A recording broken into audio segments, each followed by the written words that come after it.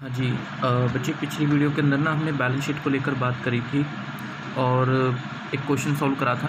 Balance sheet का question solve करा था, तो वो टोटलिंग करना रह गया था। तो आई होप आपने उसको टोटलिंग कर लिया हो। बस टोटलिंग करना था, बाकी तो कंप्लीट ही था वो क्वेश्चन। ठीक है, वो थोड़ी सी वीडियो में कुछ प्रॉब्लम हो गई थी तो इस वजह से वो रह गया था। बाकी सब कुछ हमने फिलअप कर लिया था, बस टोटलिंग करके आपको दिखाना रह गया था। तो बैलेंस शीट पे हमने डिस्कशन कर लिया बच्चे। आज की वीडियो में हम प्रॉफिट एंड लॉस अकाउंट पे डिस्कस करेंगे। ठीक है, और देखते हैं एक प्रॉपर क्वेश्चन हो जाए। ठीक है, तो पार्ट 2 जैसे हमने बात करी थी ना, part one was balance sheet. Part 1 किस चीज़ का था? बैलेंस शीट का। एंड पार्ट 2 है profit and loss statement. Profit and loss statement. ठीक है जी, पार्ट 2 किस चीज़ का है? Profit and loss statement. ठीक है, तो इसका फॉर्मेट कैसे बनाते हैं वो मैं आपको एक बार फॉर्मेट लिखा देता हूँ, फिर हम उस पर डिस्कशन शुरू करते हैं कि वो है क्या चीज़।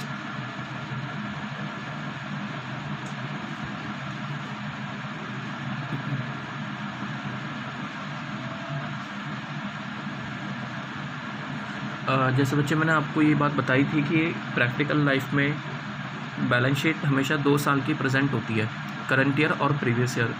ऐसे ही प्रॉफिट एंड लॉस स्टेटमेंट भी है।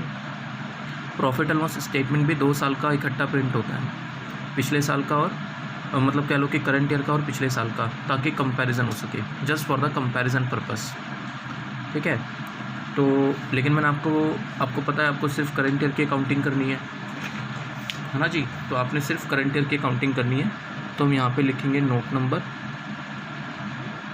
जो भी आपका नोट नंबर होगा, एंड देन यहाँ पर आपकी अमाउंट आ जाएगी, है ना।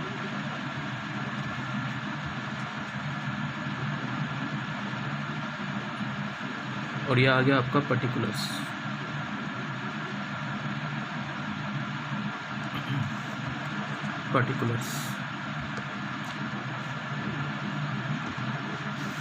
सो सबसे पहले इनकम्स,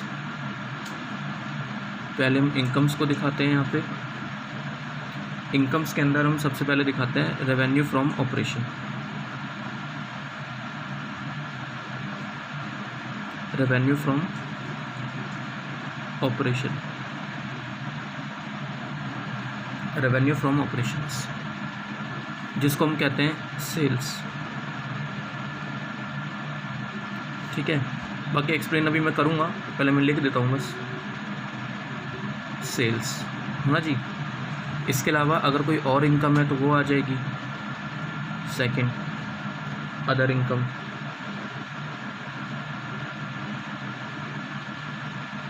अदर इनकम्स आ जाएगी। तो टोटल आ गया, ये मेरे पास टोटल इनकम आ गई, टोटल ए, इनकम्स का टोटल आ गया। अब इसके बाद हम दिखाते हैं expenses.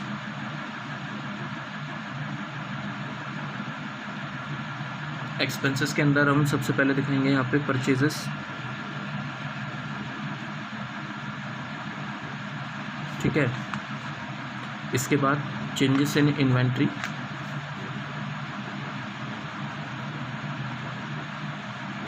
Changes in inventory,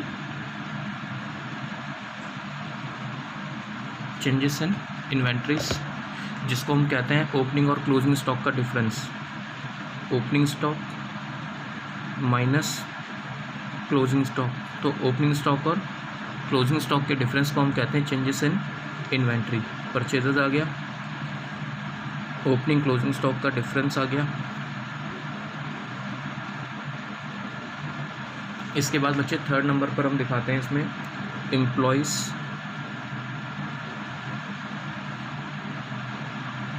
benefit expenses. Employees benefit expenses, है ना। अगर एम्प्लॉय के लिए कोई खर्चा किया जाता है तो वो इसमें आ जाता है। एम्प्लॉयज़ बेनिफिट एक्सपेंसेस के बाद इसमें आता है फाइनेंस कॉस्ट, यानी कि अगर कोई इंटरेस्ट वगैरह होगा, ब्याज वगैरह, तो वो फाइनेंस कॉस्ट की हेडिंग में आ जाता है। फाइनेंस कॉस्ट के बाद इसमें आता है depreciation and amortisation. Depreciation and amortisation. Depreciation and amortisation इसमें आ जाता है, ठीक है बच्चे, डेप्रिसिएशन एंड एमोटाइजेशन आ जाएगा। अच्छा, उसके बाद इसके अंदर डेप्रिसिएशन एमोटाइजेशन के बाद आता है इसमें other expenses. Other expenses, depreciation and amortisation के बाद क्या है, अदर एक्सपेंसेस। तो वो अदर एक्सपेंसेस यहाँ पे आ जाएगा, ठीक है जी, ये अदर एक्सपेंसेस आ गया। अब इसका टोटल कर लो, तो ये आपका एक्सपेंसेस का टोटल आ गया, टोटल बी।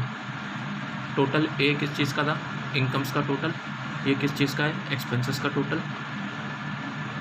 तो इनकम में से एक्सपेंस माइनस कर देंगे तो आपका प्रॉफिट आ जाएगा। तो हम इसको लिखेंगे profit before tax, profit before tax A minus B. Income में से एक्सपेंस को माइनस कर दिया तो प्रॉफिट बिफोर टैक्स आ गया। इसमें से हम लोग लेस करेंगे प्रोविज़न फॉर टैक्स,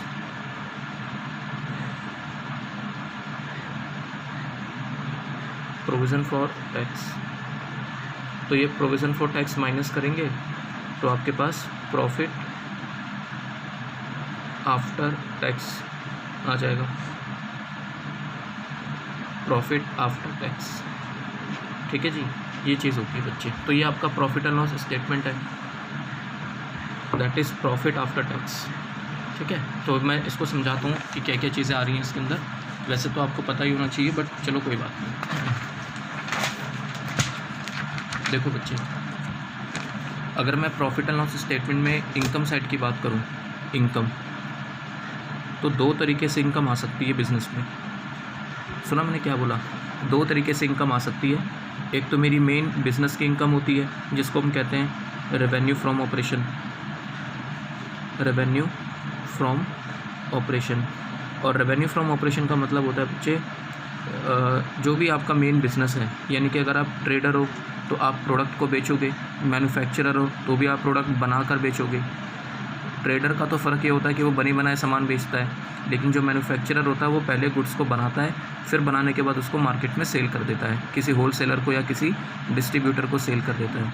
तो कहने का मतलब क्या है बच्चे, that is sale of goods, है ना जी, सेल ऑफ गुड्स। अगर ट्रेडर होगा तो बने बनाए सामान बेचेगा, मैन्युफैक्चरर होगा तो बनाकर बेचेगा, सिंपल। तो सेल ऑफ गुड्स, तो आप सामान बेचकर जो कमाओगे that is your main business की इनकम। रेवेन्यू फ्रॉम ऑपरेशन मतलब बिजनेस इनकम, है ना। तो ये चीज़ होती है। तो सेल ऑफ गुड्स, इसको आप सिंपली वर्ड सेल्स भी कह सकते हो, जैसे आपने 12th में या 11th में सेल वर्ड यूज़ किया हुआ है। तो सेल्स का मतलब होता है बेचना। क्या बेचना बच्चे, सामान बेचना, गुड्स बेचना, जिस चीज़ में आपका बिजनेस है। अच्छा, पहला पॉइंट, अगर मान लो आप ना तो ट्रेडर हो और ना ही आप मैन्युफैक्चरर हो, आप सर्विस प्रोवाइडर हो। तो अगर आप सर्विस प्रोवाइडर हो तो रेवेन्यू फ्रॉम ऑपरेशन क्या होगा, सेल ऑफ सर्विस, सिंपल।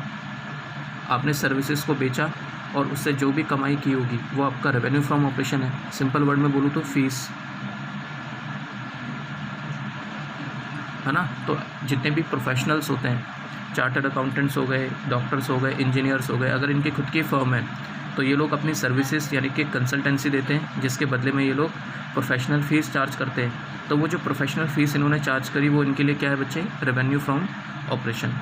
तो रेवेन्यू फ्रॉम ऑपरेशन क्या है, जैसे मैं ट्यूशन पढ़ाता हूँ तो मैं ट्यूशन्स पढ़ा के जो फ़ीस रिसीव होती है वो मेरे लिए क्या है बच्चे, revenue from operation. I hope आपको बात समझ आई हो। तो रेवेन्यू फ्रॉम ऑपरेशन का सिंपल सा मतलब है बच्चे सेल्स, ठीक है। और वैसे भी आपके सिलेबस में प्रोफेशनल्स की अकाउंटिंग है नहीं, ये सेल ऑफ सर्विस आएगा नहीं, सिर्फ एक ही पॉइंट होगा सेल। तो अगर सेल दिया हुआ है तो that is revenue from operation, ठीक है बच्चे। अच्छा, इसके बाद इसमें और अदर इनकम, अदर इनकम का मतलब सेल्स के अलावा। अगर सेल्स के अलावा कोई और इनकम है तो वो अदर इनकम में आ जाएगा। एग्जांपल, जैसे कि मान लो रेंट रिसीव्ड, आपने रेंट रिसीव करा, तो अगर आप रेंट रिसीव करोगे तो इसका मतलब क्या है कि आपके पास कोई प्रॉपर्टी होगी जिसको आपने किराए पे दे दिया, तो वहाँ से आप रेंटल इनकम कमा रहे हो, तो वो रेंटल इनकम इसमें आ सकती है ना। इंटरेस्ट का पैसा रिसीव करा, इंटरेस्ट इनकम हो सकती है, इंटरेस्ट रिसीव, है ना। कोई डिविडेंड रिसीव्ड हो सकता है या डिविडेंड इनकम कह लो आप, अरे सीधी सी बात है, सेल्स के अलावा अगर कोई और इनकम होगी तो वो इसमें आ जाएगा। बैड डेट्स रिकवर्ड, पैसे डूब गए थे लेकिन अब उसकी रिकवरी हो गई तो आपके लिए एक पॉजिटिव साइन है, पैसा मिल गया, आपके लिए इनकम है। बैड डेट्स रिकवर्ड हो गया, एटसेट्रा। बच्चे एक वर्ड याद रखना, एग्जाम्पल तो बहुत सारे हो सकते हैं, बस एक वर्ड याद रखना कि जो भी इनकम सेल नहीं है वो ऑटोमेटिकली किस में आ जाएगी, अदर इनकम के अंदर। सिंपल। तो ये मेरी इनकम वाली बात हो गई, है ना। अब जैसे मैं अपना प्रॉफिट एंड लॉस अकाउंट बनाता हूँ, अगर मैं अपना प्रॉफिट एंड लॉस अकाउंट बनाऊंगा बच्चे, तो प्रॉफिट एंड लॉस अकाउंट में आप इस तरीके से दिखाते हो ना, यहाँ पे दिखाते हो आप बाय सेल्स, फिर आप यहाँ दिखाते हो बाय इनकम्स, अदर इनकम जो भी होगी। तो बस वही चीज़ मैंने यहाँ भी दिखाई है। तो इन दोनों को टोटल कर दोगे तो आपकी टोटल इनकम आ जाएगी। सेल और इनकम को ऐड कर दो तो टोटल इनकम आ गई ना आपकी। तो वही चीज़ है, न्यू प्रॉफिट एंड लॉस जो न्यू फॉर्मेट है उसमें यही चीज़ किया हुआ है। सेल्स और इनकम को एक साइड दिखा दिया, एक्सपेंसेस को एक साइड दिखा दिया, लेस करके आपका इनकम आ जाएगी, प्रॉफिट आ जाएगा, सॉरी, ये चीज़ होती है। ठीक है बच्चे, अब हम थोड़ा सा एक्सपेंस को लेकर बात करते हैं। एक्सपेंसेस में क्या क्या आएगा।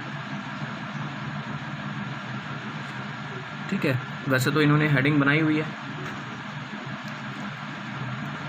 सबसे पहले तो परचेजेस, किस चीज़ की परचेजेस, परचेजेस गुड्स की। सामान खरीदा भी तो होगा बेचने के लिए, हाँ या ना। मैन्युफैक्चरर आपके सिलेबस में नहीं है बच्चे कि मैन्युफैक्चरर का P&L स्टेटमेंट कैसे बनता है, सर्विस प्रोवाइडर का P&L स्टेटमेंट कैसे बनता है। ये दो चीज़ आपके सिलेबस में नहीं है। आपके सिलेबस में सिर्फ ट्रेडर का P&L स्टेटमेंट और बैलेंस शीट है कि एक ट्रेडर अपना P&L स्टेटमेंट और बैलेंस शीट कैसे बनाता है। ठीक है, क्योंकि मैन्युफैक्चरर के केस में रॉ मटेरियल, फिनिश गुड्स वगैरह भी इन्वॉल्व हो जाते हैं, तो वो चीज़ आपके सिलेबस में है नहीं। ओनली द ट्रेडर, और ट्रेडर का सिंपल सा काम होता है सामान खरीदना और बेचना।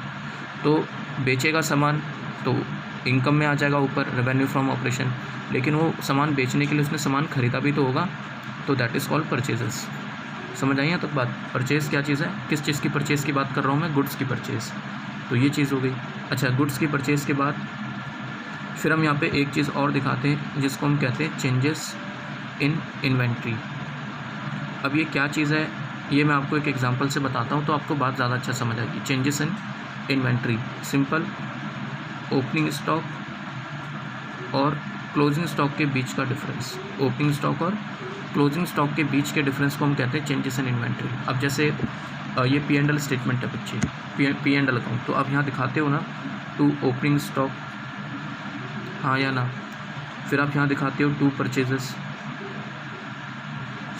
ओपनिंग स्टॉक फिर परचेजेस आ जाता है, यहाँ पे सेल्स होती है, यहाँ पे क्लोजिंग स्टॉक आ जाता है, यहाँ पर हम क्लोजिंग स्टॉक दिखा देते हैं। तो मैं ये कह रहा हूँ परचेजेस तो ये आ ही गया, परचेजेस तो ये रहा, सिंपल परचेजेस तो ये रहा आपका, लेकिन जो ओपनिंग स्टॉक और क्लोजिंग स्टॉक है ना ये रहा। इन दोनों की बजाय मैं एक सिंगल फिगर दिखा देता हूँ जिसको हम कहते हैं changes in inventory. Changes in inventory मैं दो अलग अलग दिखाऊं, मतलब क्लोजिंग स्टॉक को इनकम साइड में दिखाऊं, ओपनिंग स्टॉक को डेबिट साइड में मतलब एक्सपेंस साइड में दिखाऊं, तो हम इनको नेट करके चेंजेस इन इन्वेंट्री के नाम से रिकॉर्ड करते हैं। अब जैसे मैं कहता हूँ यार मेरा ओपनिंग स्टॉक 10,000 है और क्लोजिंग स्टॉक मेरा 6,000 है, हाँ या ना।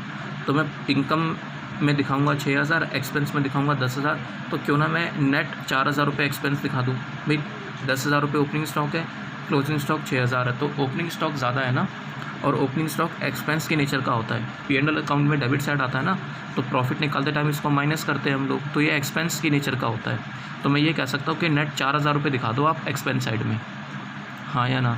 तो ऐसे भी दिखा सकते हो, उल्टा कर लो। मैं कहता हूँ मेरा ओपनिंग स्टॉक 10,000 है, मेरा क्लोजिंग स्टॉक 16,000 रुपये है, तो इसका मतलब क्लोजिंग स्टॉक ज़्यादा है, आंसर नेगेटिव आ रहा है, इनकम ज़्यादा है मेरी। तो 6,000 रुपये जो नेट आ रहा है वो नेट क्या चीज़ आ रही है बच्चे, इनकम या एक्सपेंस?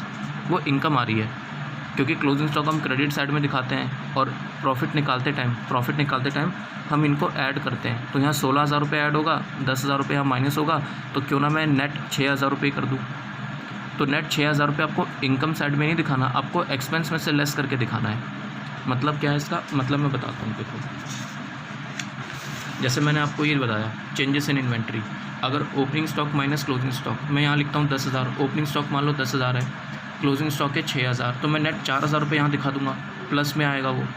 मैं कहता हूँ यहाँ पे 10,000 है, क्लोजिंग स्टॉक है 16,000 रुपये, तो 6,000 रुपये क्लोजिंग स्टॉक ज़्यादा है, तो आंसर नेगेटिव आ रहा है। तो मैं यहाँ पर इनकम को बढ़ाने के बजाय एक्सपेंस को कम कर दूँगा, इसको नेगेटिव करके दिखाऊँगा मैं।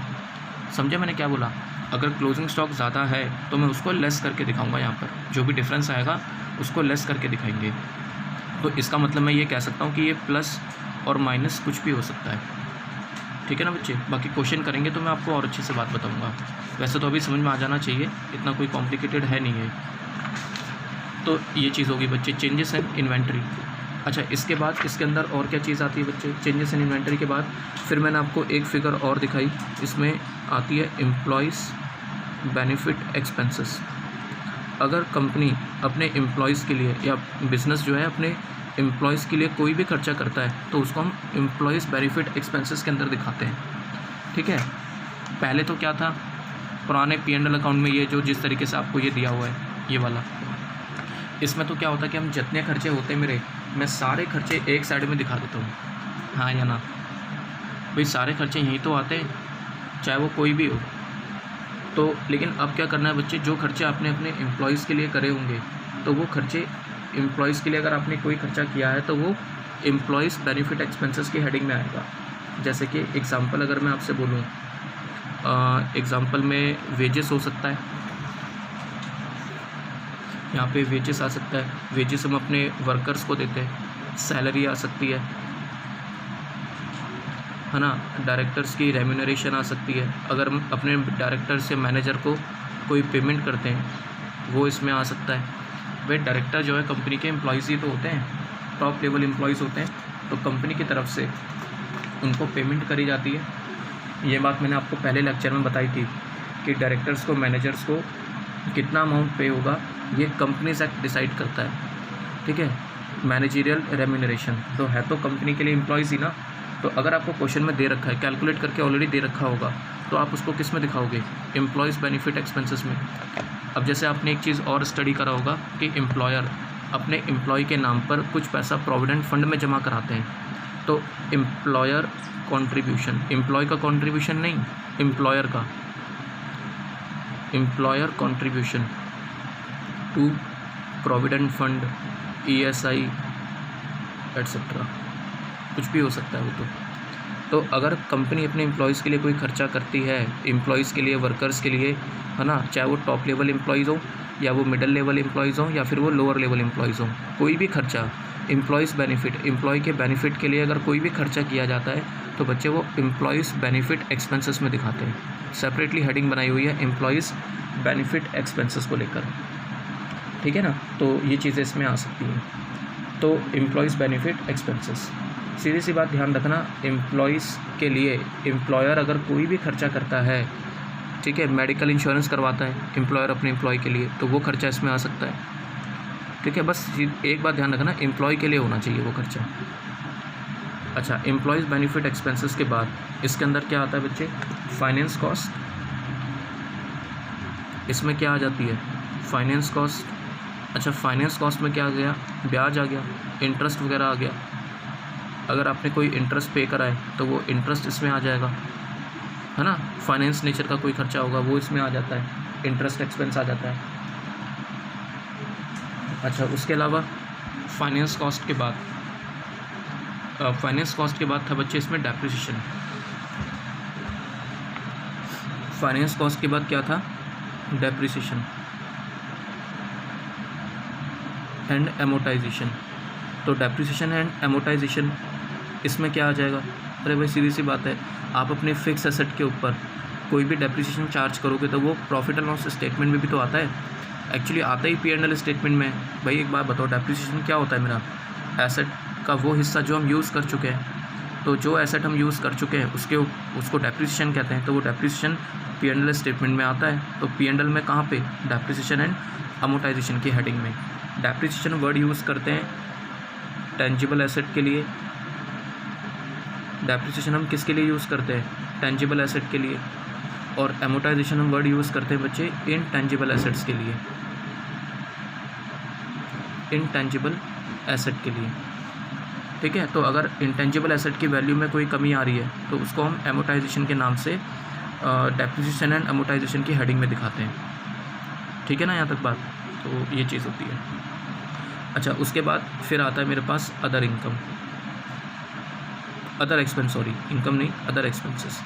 और अदर एक्सपेंसेस तो लंबी लिस्ट बनती है, इसमें बाकी के जितने खर्चे बच गए वो सारे खर्चे अदर एक्सपेंसेस में आते हैं। जैसे कि एग्जांपल अगर मैं बोलूँ तो रेंट, अब मुझे बताओ रेंट के लिए कोई स्पेसिफिक हेडिंग थोड़ी ना एक्सपेंस साइड में। भाई ये देखो ना, अगर मैं आपसे P&L स्टेटमेंट का फॉर्मेट दिखाता हूँ, ये रहा, तो इसमें परचेजेस है, चेंजेस इन इन्वेंट्री हो गई। ये क्या है, परचेज नेट दिखाना बच्चे। नेट का मतलब होता है रिटर्न माइनस करने के बाद। और यहाँ पे भी जो सेल्स मैंने दिखाया ये भी नेट होनी चाहिए। नेट मतलब सेल्स रिटर्न लेस करने के बाद। तो ये हो गया, चेंजेस इन इन्वेंट्री हो गया। एम्प्लॉयज़ के लिए अगर कोई खर्चा करते हैं वो इसमें आ जाएगा। फाइनेंस कॉस्ट, इंटरेस्ट वगैरह आ गई इसके अंदर, डेप्रिसिएशन एंड अमोटाइजेशन। तो इनके अलावा अगर कोई खर्चा बच गया तो वो किस में आ जाएगा, अदर एक्सपेंसेस में। इसके अलावा तो बहुत सारे खर्चे हैं, जैसे कि रेंट हो गया, हाँ या ना, रेंट हो गया। अच्छा, इसके अलावा इलेक्ट्रिसिटी बिल हो गया, इलेक्ट्रिसिटी बिल, टेलीफोन बिल हो गया, बैड डेट्स हो गए, है ना, डिस्काउंट अलाउड हो गया, डिस्काउंट अलाउड हो गया, ऑडिट फीस हो गया। जो बाहर से चार्टर्ड अकाउंटेंट्स आते हैं ना कंपनीज़ का ऑडिट करने, तो उनको हमें फ़ीस देनी होती है, तो वो ऑडिट फ़ीस हो गई। चार्टर्ड अकाउंटेंट्स जो बाहर से आते हैं कंपनीज़ का ऑडिट करने के लिए, वो कंपनीज़ के एम्प्लॉय नहीं होते बच्चे। अगर कोई चार्टर्ड अकाउंटेंट कंपनी में जॉब करता होगा तो वो कंपनी के लिए एम्प्लॉय होगा, लेकिन जो बाहर से चार्टर्ड अकाउंटेंट आता है वो कंपनी का एम्प्लॉय नहीं होता, उसको अलग से फ़ी पे करनी पड़ती है, ऑडिट फ़ीस, खाते चेक करने के बदले में। तो ये ऑडिट फ़ीस हो गया। अच्छा, रेंट हो गया, इलेक्ट्रिसिटी बिल हो गया, बैड डेट्स हो गए, डिस्काउंट अलाउड, ऑडिट फीस, है ना, एटसेट्रा। पता नहीं कितने सारे खर्चे हो सकते हैं। मैं लिख देता हूँ इसमें कैरिज इनवर्ड, इसमें कैरिज इनवर्ड आता है, इसमें कैरिज आउटवर्ड आ जाएगा। हाँ, एक बात ध्यान रखना, जो आपने बचपन में पढ़ा हुआ है ना कि direct expense, indirect expense, first year में पढ़ा होगा, direct expense, indirect, as such कोई क्लासिफिकेशन इसमें नहीं है। डायरेक्ट हो, इनडायरेक्ट हो, किसी भी नेचर का खर्चा हो वो अदर एक्सपेंसेस में आ जाएगा, प्रोवाइडेड कि वो ऊपर कहीं भी कवर ना हुआ हो, है ना। Carriage inward, carriage outward, commission, advertisement, etcetera. पता नहीं कितने तरीके के खर्चे और हो सकते हैं। तो बाकी जितने खर्चे बच गए वो सब अदर एक्सपेंसेस की हेडिंग में आते हैं बच्चे, ठीक है ना। तो ये चीज़ होती है। तो फाइनली ये चीज़ निकल कर आई है, परचेजेस। ये मेरे खर्चों की लिस्ट हो गई, ठीक है। तो खर्चों का टोटल कर लेंगे हम यहाँ पे। ये इनकम्स का टोटल हो गया, ये दोनों सेल्स और अदर इनकम, ये टोटल इनकम आ गई। अच्छा, ये मेरे टोटल एक्सपेंस आ गए, ये टोटल एक्सपेंस आ गए। फिर A माइनस B मतलब इनकम में से एक्सपेंस को माइनस करो तो प्रॉफिट आ गया, प्रॉफिट बिफोर टैक्स। फिर इसमें से हम प्रोविज़न फॉर टैक्स माइनस करते हैं। प्रोविज़न फॉर टैक्स माइनस करने के बाद क्या आता है बच्चे, प्रॉफिट आफ्टर टैक्स। और प्रॉफिट आफ्टर टैक्स आने के बाद इसका क्या किया जाता है, और ये बात मैंने कैश फ्लो स्टेटमेंट के चैप्टर में बच्चों को बताई हुई है। जो बच्चे ऑलरेडी पढ़ चुके हैं उनको मैं कैश फ्लो स्टेटमेंट करवा चुका हूँ। तो कैश फ्लो स्टेटमेंट के अंदर ये बात मैंने बताई हुई है। और चलो छोड़ो कैश फ्लो स्टेटमेंट, में वैसे ही बता देता हूँ आपको। कंपनी ने प्रॉफिट कमाया, अब इसका क्या होता है, कंपनी इसके आगे चल के ना बच्चे 3 हिस्से कर देती है। प्लीज़ सुनना मेरी बात ध्यान से, मैं क्या बोल रहा हूँ। तो ये जो प्रॉफिट आफ्टर टैक्स आएगा, profit after tax, profit after tax, ये क्या चीज़ है बच्चे, सबको पे कर दिया हमने, अपने सारे खर्चे पे कर दिए, गवर्नमेंट को पे कर दिया। अब जो बचा ये पैसा किसके लिए बचा, ये पैसा बचा शेयर होल्डर के लिए। अब क्या किया जाता है, कंपनी इसके 3 हिस्से कर देती है बच्चे। कितने हिस्से, 3 हिस्से कर देती है प्रॉफिट आफ्टर टैक्स के, जिसको हम कहते हैं एप्रोप्रिएशन ऑफ प्रॉफिट। जिसको क्या किया जाता है बच्चे, क्या बोला जाता है, एप्रोप्रिएशन ऑफ प्रॉफिट। एक हिस्सा कंपनी डिविडेंड पे कर देती है, डिविडेंड पे, प्रॉफिट का एक हिस्सा डिविडेंड की पेमेंट में चला जाता है। कुछ हिस्सा कंपनी रिजर्व में पैसा ट्रांसफ़र कर देती है, transfer to reserves, transfer to reserve, company पैसा रिज़र्व में ट्रांसफ़र कर देती है। और तीसरा एक हिस्सा किस में चला गया, डिविडेंड में, एक हिस्सा कंपनी रिजर्व में ट्रांसफ़र कर देती है और एक हिस्सा कंपनी अपने पास रिटेन कर लेती है, जिसको हम कहते हैं रिटेन्ड प्रॉफिट या रिटेन्ड अर्निंग के नाम से जानते हैं। और ये जो रिटेन्ड अर्निंग्स होती है इसको हम प्रॉफिट एंड लॉस अकाउंट का क्रेडिट बैलेंस भी कहते हैं। समझ आई यहाँ तक बात? तो कंपनी इसके आगे चल के 3 हिस्से कर देती है इस तरीके से, जिसको हम क्या कहते हैं, जिसको हम कहते हैं appropriation of profit. Appropriation of profit, appropriation of profit. अच्छा एक बात और, ये जो रिज़र्व में पैसा ट्रांसफ़र करा या रिटेन अर्निंग में पैसा ट्रांसफ़र, ये जो बच गया, ये बैलेंस शीट के अंदर शो किए जाते हैं। बैलेंस शीट में रिजर्व्स एंड सरप्लस के अंदर शो होता है। फिर ये रिजर्व्स के फॉर्म में आता है, ये रिटेन अर्निंग यानी कि P&L क्रेडिट बैलेंस के फॉर्म में आता है। बात समझ गए यहाँ तक? भाई जो भी कंपनी प्रॉफिट कमाती है वो किसके लिए कमाती है? शेयर होल्डर के लिए। तो फिर इसको हमें कहाँ दिखाना चाहिए? रिजर्व एंड सरप्लस में। लेकिन अगर इसमें से हमने कुछ अमाउंट डिविडेंड के फॉर्म में बांट दिया तो वो तो चला गया प्रॉफिट, एक तरफ से कैश कम हो गया, एक तरफ से प्रॉफिट कम हो गया। लेकिन जो बाकी बच गया जो रिजर्व की फॉर्म में है या P&L क्रेडिट की फॉर्म में है, तो ये रिजर्व एंड सरप्लस में शो किया जाता है। तो समझ रहे हो आप मेरी बात यहाँ तक? तो ये चीज़ होती है बच्चे, this is called as appropriation of profit. Profit का बंटवारा कैसे होता है, जिसके लिए कंपनी एक अकाउंट भी प्रिपेयर करती थी, जिसको हम कहते हैं profit and loss appropriation account. पहले कभी बनाया करते थे ये, ठीक है। अब P&L एप्रोप्रिएशन अकाउंट नहीं बनाते बच्चे। मैं आपको पहले बात समझा दूँ फिर बताता हूँ क्या कहना चाह रहा हूँ। तो यहाँ पर बाय बैलेंस BD, ये बाय बैलेंस BD का मतलब क्या है बच्चे? Opening balance. पिछले साल का जैसे ये इस साल का कुछ क्लोजिंग बच गया ना, ऐसे ही पिछले साल का हो सकता है कुछ बच गया हो, तो उसको हम कहते हैं ओपनिंग बैलेंस, है ना। That is opening balance in P&L, opening balance in P&L by net profit. फिर हमने इस साल जो प्रॉफिट कमाया, net profit after tax, net profit after tax. अच्छा इसके बाद फिर इसका एप्रोप्रिएशन होता है, और वो बात मैंने आपको बताई कि एक हिस्सा कंपनी डिविडेंड की फॉर्म में बांट देती है, डिविडेंड पेड, एक हिस्सा कंपनी डिविडेंड की फॉर्म में बांट देती है, एक हिस्सा बच्चे कंपनी रिजर्व में ट्रांसफ़र कर देती है, ट्रांसफ़र टू रिजर्व्स। ये कौन से रिजर्व्स? कोई सा भी हो सकता है बच्चे। मान लो CRR बनाना है, CRR भी P&L से बनाया जाता है, DRR डिबेंचर रिडम्पशन रिजर्व, ये भी बनाया जाता है P&L से, जनरल रिजर्व हो सकता है, एटसेट्रा। मतलब जो प्रॉफिट में से क्रिएट होते हैं। इसके बाद यहाँ बैलेंस बच जाता है, और ये जो बैलेंस बच गया, ये दोनों, ये जो हैं जो हमने P&L से क्रिएट करें, और ये कहाँ चला जाता है फिर दोनों? बैलेंस शीट के अंदर किस हेडिंग में? रिजर्व्स एंड सरप्लस के हेडिंग में चला जाता है। तो ये चीज़ होती है बच्चे, ठीक है ना। तो ये हमारा प्रॉफिट एंड लॉस स्टेटमेंट है। बाकी बातें हम क्वेश्चन में करते हैं। आई होप आपको बात समझ में आई हो यहाँ पर, ठीक है बच्चे। मैं आपको एक क्वेश्चन कराता हूँ, ठीक है। मैं एक बार ढूंढ लेता हूँ क्वेश्चन जो है कहाँ पर है, इतने आप फॉर्मेट नोट कर लो। वैसे तो आपने साथ साथ ही नोट कर लिया होगा, बट चलो ठीक है।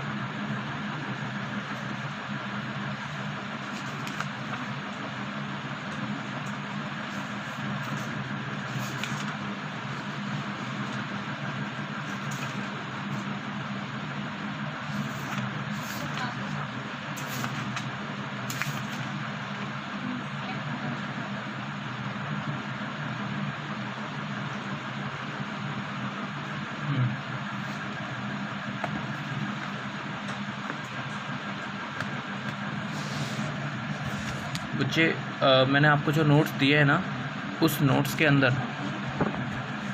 अंदर क्वेश्चन नंबर 9 होगा फाइनल अकाउंट्स का। उस नोट्स के अंदर क्वेश्चन नंबर 9 होगा बच्चे। मेरे पास एक्चुअली स्पेस नहीं है यहाँ रखने के लिए बुक, ठीक है, तो मैं साइड में रखी हुई है मैंने बुक। तो आपको जो मैंने नोट्स भेजे हुए हैं उसमें क्वेश्चन नंबर 9 चेक करना, फाइनल अकाउंट्स का क्वेश्चन होगा, आप प्लीज़ उसको रीड करो, ठीक है। और मैं आपको क्वेश्चन सॉल्व कराता हूँ ये प्रॉपर कि इसमें P&L स्टेटमेंट और बैलेंस शीट कैसे बनती है, ठीक है। प्लीज़ उसको स्टडी करो आप।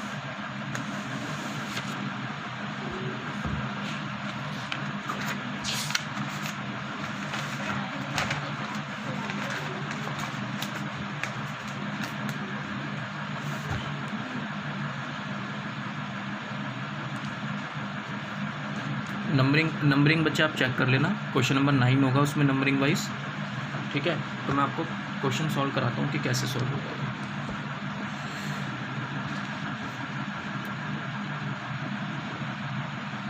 इतने आप क्वेश्चन पढ़ो, इतने मैं फॉर्मेट बना लेता हूँ।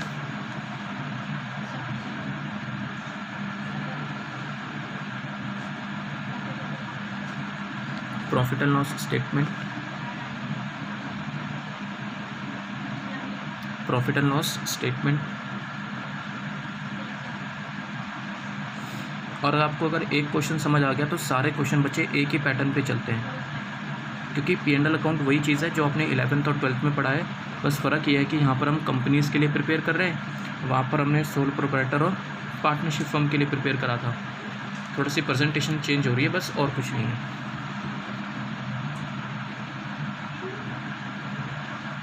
पर्टिकुलर्स,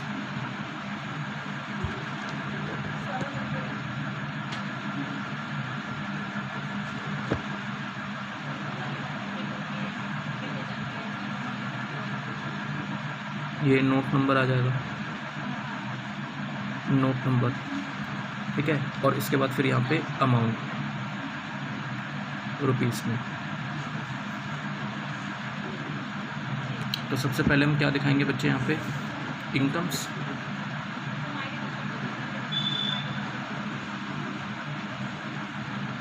इनकम्स, ठीक है जी। इनकम्स आ जाएगा यहाँ पे। इनकम में सबसे पहले आ जाएगा यहाँ पे revenue from operation, revenue from operation. तो बच्चे रेवेन्यू फ्रॉम ऑपरेशन आपको क्वेश्चन में दे रखा होगा, आपने इसका नोट अलग से बनाने की ज़रूरत नहीं है, ठीक है ना। आप इसको डायरेक्टली दिखा देना, क्योंकि एक ही चीज़ होती है, एक ही फिगर होगी, रेवेन्यू फ्रॉम ऑपरेशन यानी कि सेल्स, वो भी रिटर्न माइनस करने के बाद यानी कि नेट। अच्छा, उसके बाद इसका नोट बनाने की कोई ज़रूरत नहीं है, आप डायरेक्टली इसको दिखा देना। क्वेश्चन पढ़ेंगे तो आपको नज़र आ जाएगा उसके अंदर। रेवेन्यू फ्रॉम ऑपरेशन के बाद है इसमें अदर इनकम, अदर इनकम्स, ठीक है। इसके लिए नोट बना लेना, देख लेंगे, अगर होगा तो दिखा देंगे। ये टोटल आ गया, टोटल ए,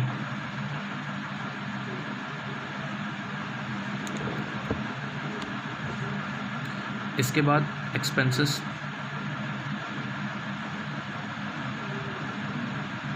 और यहाँ पे हम एक्सपेंसेस की डिटेल्स दिखा देते हैं। एक्सपेंसेस की डिटेल्स जो दिखाएंगे हम, तो इसके अंदर हम सबसे पहले दिखाएंगे परचेजेस, है ना। ऑब्वियसली नेट करके दिखाना, अगर कोई परचेज रिटर्न होगा तो उसको लेस करने के बाद। इसका भी नोट बनाने की ज़रूरत नहीं है, आप डायरेक्टली दिखा देना, क्योंकि एक ही फिगर होती है इसमें। इसके बाद फिर हम यहाँ दिखाएंगे changes in inventory, changes in inventory.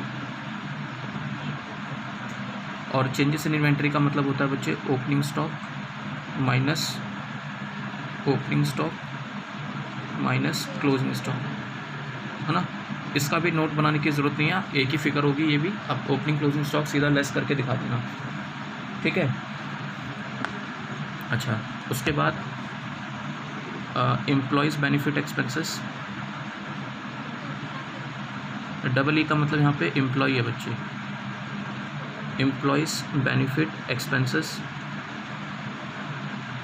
इसके लिए नोट नंबर 2। अच्छा, एम्प्लॉयज़ बेनिफिट एक्सपेंसेस के बाद है फाइनेंस कॉस्ट, तो फाइनेंस कॉस्ट नोट नंबर 3 आ जाएगा। फाइनेंस कॉस्ट के बाद बच्चे इसमें आता है हमारे पास depreciation and amortisation,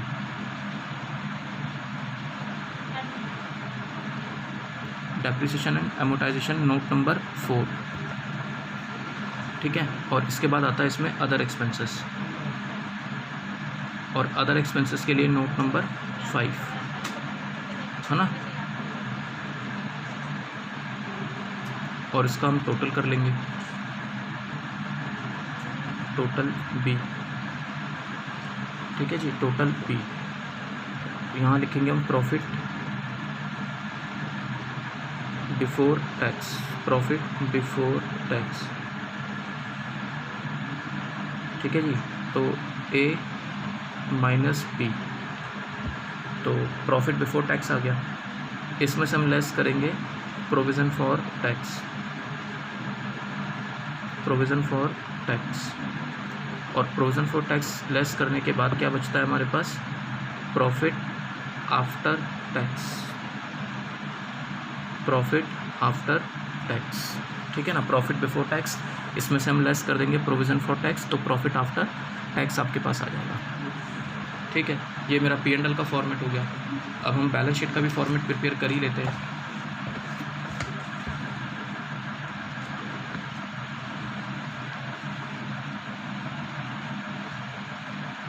balance sheet, तो बैलेंस शीट के अंदर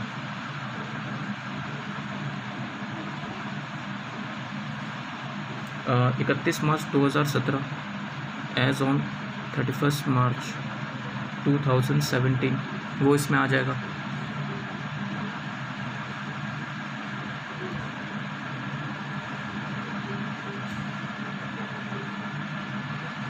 यहाँ पे नोट नंबर और यहाँ पे अमाउंट, ठीक है। ऑब्वियसली यहाँ पे पर्टिकुलर्स,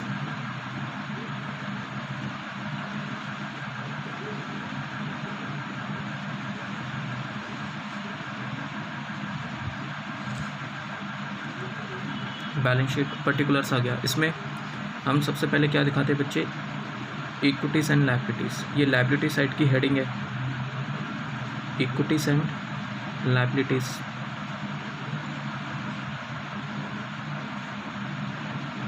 इक्विटीज़ एंड लायबिलिटीज़ में सबसे पहले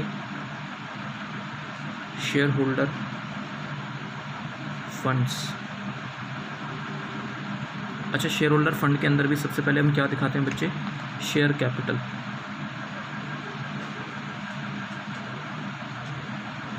शेयर कैपिटल, इसको हम नोट नंबर 6 का नाम दे देते हैं, इसकी एक्सप्लेनेशन नोट नंबर 6 में। इसके बाद है reserves and surplus, reserves and surplus note number 7। अच्छा, रिजर्व एंड सरप्लस, इसके अलावा इसमें money received against share warrant आता है। तो ये चीज़ आपको क्वेश्चन में नहीं दी हुई, अगर आप क्वेश्चन पढ़ोगे ना बच्चे तो उसमें आपको नज़र नहीं आएगा कि money received against share warrant है ही नहीं, ठीक है। तो उसका ये दिखाने की ज़रूरत भी नहीं है। अच्छा, इसके बाद फिर एक हेडिंग आती है एप्लीकेशन मनी पेंडिंग अलॉटमेंट, वो चीज़ इसमें नहीं है, समझ रहा हूँ मैं क्या बोल रहा हूँ। इसके बाद share capital, reserve and surplus, इसके बाद आता है money received against share warrant, वो है ही नहीं क्वेश्चन में, तो लिखने की ज़रूरत भी नहीं है। फिर आता है एप्लीकेशन मनी पेंडिंग अलॉटमेंट, वो भी क्वेश्चन में नहीं दिया हुआ, तो उसको भी लिखने की ज़रूरत नहीं है। तो अब आप यहाँ पे लिखो directly non current liability, non current liability. अच्छा, नॉन करंट लायबिलिटी के अंदर क्या आता है, long term borrowings, long term borrowings. और ये जो लॉन्ग टर्म बोरोइंग्स है, इसके लिए आप नोट नंबर 8 बना लेना। डिबेंचर वगैरह दिए हुए हैं क्वेश्चन में, तो हम इसका टोटलिंग वहीं करके दिखाएंगे।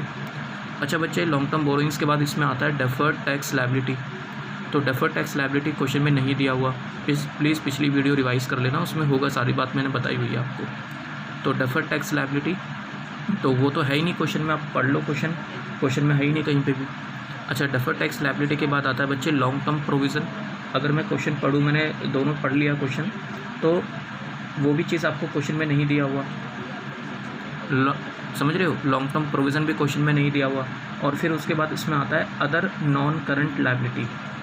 तो अदर नॉन करंट लायबिलिटी के नाम से भी कोई भी आइटम आपको पूरे क्वेश्चन में नहीं दिया हुआ, शुरू से एंड तक आप क्वेश्चन पढ़ लेना एक बार। जब भी आप एग्ज़ाम में क्वेश्चन सॉल्व करो तो पहले आप ना एक बार क्वेश्चन पूरा गो थ्रू करना कि आपको क्या क्या आइटम दिए हुए हैं, उसके अकॉर्डिंग आप बनाना। अदरवाइज़ ना साइज़ बहुत बड़ा हो जाएगा, फिर आपका क्वेश्चन कंप्लीट नहीं हो पाएगा। तो इसलिए मैं आपसे बोल रहा हूँ क्वेश्चन ध्यान से पढ़ना और आप ऑब्ज़र्व करना एक ही बारी के अंदर कि आपको कितनी इन्फॉर्मेशन क्वेश्चन में दी हुई है, उसके अकॉर्डिंग नोट्स बनाना। खैर चलो, तो लॉन्ग टर्म बोरिंग्स बस इतना ही दिया हुआ है। फिर हम दिखाएंगे इसमें करंट लायबिलिटी। करंट लायबिलिटी, अच्छा करंट लायबिलिटी के अंदर हम सबसे पहले क्या दिखाते हैं बच्चे, शॉर्ट टर्म बोरोइंग्स। और अगर मैं क्वेश्चन पढ़ूं तो मेरे को शॉर्ट टर्म बोरोइंग्स क्वेश्चन में नहीं दी हुई। बोरोइंग्स के अंदर ना आपको सिर्फ इसमें डिबेंचर दिए हुए हैं, उसके अलावा कुछ नहीं दिया हुआ। तो शॉर्ट टर्म बोरोइंग्स आपने लिख तो लिया, लेकिन इसका कॉलम बनाने की ज़रूरत नहीं है। और अगर आप इसको ना भी लिखो तो भी चलेगा, क्योंकि शॉर्ट टर्म बोरोइंग्स क्वेश्चन में नहीं दिया हुआ। समझ रहे हो आप यहाँ तक बात? शॉर्ट टर्म बोरोइंग्स क्वेश्चन में नहीं दिया हुआ बच्चे। तो जो चीज़ दे रखी होगी उसी का कॉलम बनाना, और ये बात तभी समझ में आएगी जब आप क्वेश्चन पूरा पढ़ोगे।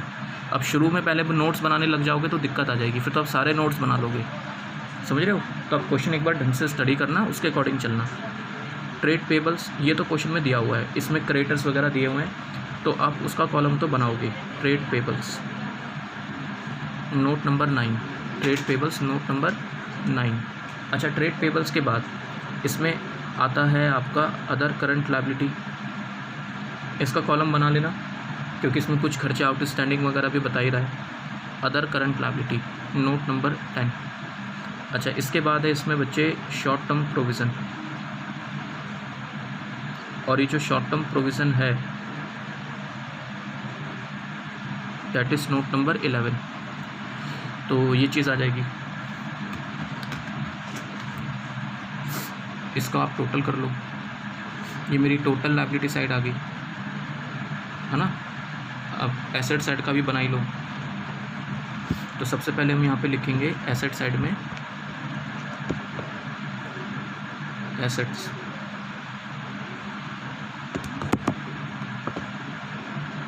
है ना जी, एसेट्स। तो एसेट्स के अंदर non current assets,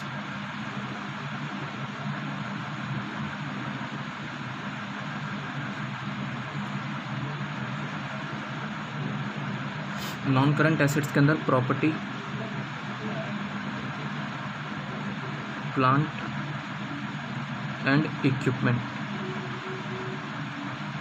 property, plant and equipment, जिसको हम टेंजिबल फिक्स एसेट कहते हैं। टेंजिबल एफ ए मतलब fix asset, tangible fixed asset. आप इसका नोट बना लेना, नोट नंबर 12। अच्छा, इसके बाद बच्चे इसमें इंटेंजिबल एसेट्स नहीं दिया हुआ, या दिया हुआ है? दिया हुआ है बच्चे। तो आप इसमें दिखाना intangible fix assets, intangible fix assets note number 13। ठीक है, इसके बाद इसमें आता है कैपिटल वर्क इन प्रोग्रेस, है ना जी। Capital work in progress question में नहीं दिया हुआ तो आप मत दिखाना। इसके बाद आता है इंटेंजिबल एसेट्स अंडर डेवलपमेंट, वो चीज़ भी क्वेश्चन में नहीं दी हुई तो उसको भी दिखाने की ज़रूरत आपको नहीं है। ठीक है जी। अच्छा, इसके बाद फिर क्या आता है इसके अंदर? इन्वेस्टमेंट आती है बच्चे, है ना। नॉन करंट इन्वेस्टमेंट, जिसको हम लॉन्ग टर्म इन्वेस्टमेंट कहते हैं। तो अगर आप एसेट साइड वाली चीज़ मतलब डेबिट बैलेंस पढ़ोगे, ये बात मैंने आपको पिछली वीडियो में भी बताई थी कि डेबिट बैलेंस आपको दो चीज़ों के मिलेंगे। डेबिट बैलेंस या तो एक्सपेंस के होंगे या फिर वो एसेट्स के होंगे, और क्रेडिट बैलेंस आपको तीन चीज़ों के मिलेंगे, कैपिटल, लायबिलिटी और इनकम, है ना। तो मैं एसेट्स वाले कॉलम बना रहा हूँ, तो एसेट्स में अगर मैं डेबिट बैलेंस चेक करूँ तो आपको डेबिट बैलेंस में ना एसेट्स नज़र आएंगे और एक्सपेंसेस। तो बच्चे इसके अंदर डेबिट बैलेंस के अंदर आपको कोई भी इन्वेस्टमेंट नज़र नहीं आ रही, मतलब मैं देख रहा हूँ क्वेश्चन, तो इसमें कोई भी इन्वेस्टमेंट आपके पास नहीं है।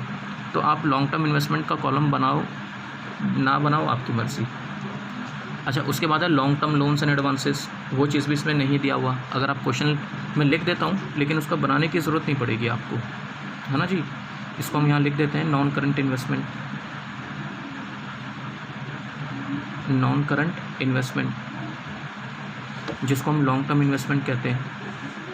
है ही नहीं क्वेश्चन में, तो इसका कॉलम बनाने की ज़रूरत ही नहीं है आपको, है ना जी, इसका नोट बनाने की ज़रूरत नहीं है। इसके बाद इसके अंदर आपका long term loans and advances, ये चीज़ भी क्वेश्चन में नहीं दी हुई। अगर नहीं दी हुई तो उसको बनाने की भी ज़रूरत नहीं है बच्चे। फिर इसमें आता है डेफर्ड टैक्स एसेट, वो चीज़ भी क्वेश्चन में नहीं दी हुई और वो कभी देगा भी नहीं। डेफर्ड टैक्स एसेट, तो ये जो डेफर्ड टैक्स एसेट है इसको भी आपने यहाँ पे नहीं दिखाना, क्योंकि ये चीज़ भी आपको क्वेश्चन में नहीं दी हुई बच्चे। तो जो चीज़ दे रखी है सिर्फ उसी के कॉलम बनाना, ठीक है।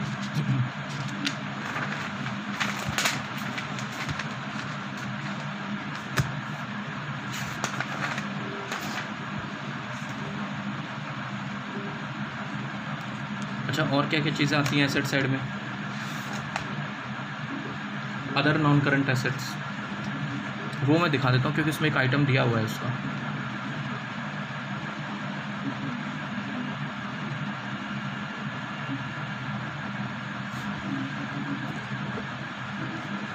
यहाँ पे मैं दिखा देता हूँ अदर नॉन करंट एसेट्स, उसका एक आइटम दिया हुआ है, वो दिखा देता हूँ। नोट नंबर 14, ठीक है। ये टोटल ये तो नॉन करंट एसेट हो गई। अब आती है यहाँ पे करंट एसेट्स। अच्छा, करंट एसेट्स के अंदर हम सबसे पहले क्या दिखाते हैं? Current investment. और करंट इन्वेस्टमेंट आपको क्वेश्चन में नहीं दी हुई। करंट इन्वेस्टमेंट जिसको हम शॉर्ट टर्म इन्वेस्टमेंट कहते हैं, शॉर्ट टर्म इन्वेस्टमेंट, तो वो शॉर्ट टर्म इन्वेस्टमेंट आपको क्वेश्चंस में नहीं दिया हुआ, तो ये दिखाने की भी ज़रूरत नहीं है बच्चे, ठीक है। आप क्वेश्चन पढ़ लेना, उसमें नहीं दिया हुआ, इन्वेस्टमेंट है ही नहीं किसी भी टाइप की। इसके बाद इसमें आता है इन्वेंट्रीज, क्लोजिंग स्टॉक वगैरह, वो दिया हुआ है, उसका कॉलम आप बना लेना। इन्वेंट्रीज नोट नंबर 15, ठीक है। इन्वेंट्रीज के बाद इसके अंदर ट्रेड रिसीवेबल, वो दिया हुआ है, ट्रेड रिसीवेबल, आप उसका कॉलम बना लेना एक, ट्रेड रिसीवेबल नोट नंबर 16। अच्छा, ट्रेड रिसीवेबल के बाद इसमें आपको दिया हुआ है cash and cash equivalent,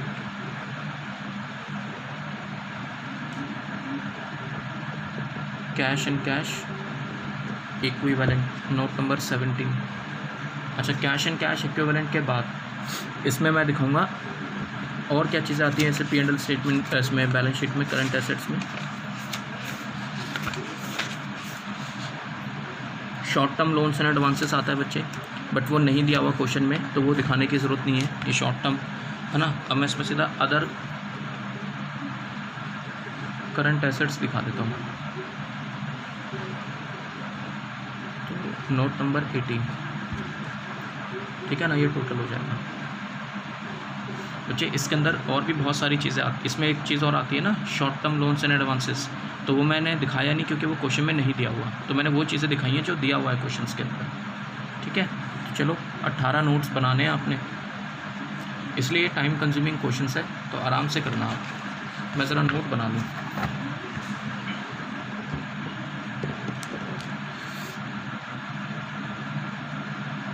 note 1, हमने नोट 1 किसको बोला था? अदर इनकम्स को।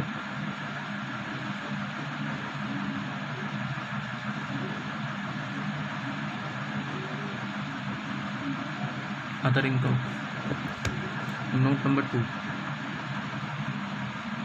नोट नंबर 2 हमने नाम दिया था employees benefit expenses, employee benefit expenses, employees benefit expenses को नाम दिया था। अच्छा, employees benefit expenses note number 2 के बाद नोट नंबर 3, ये हमने नाम दिया था आपका फाइनेंस कॉस्ट को।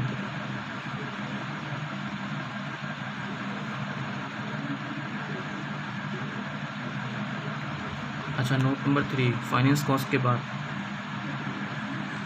Depreciation and amortisation,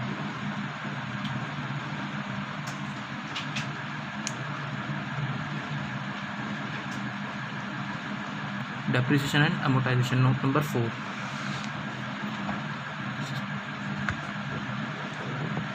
note number 5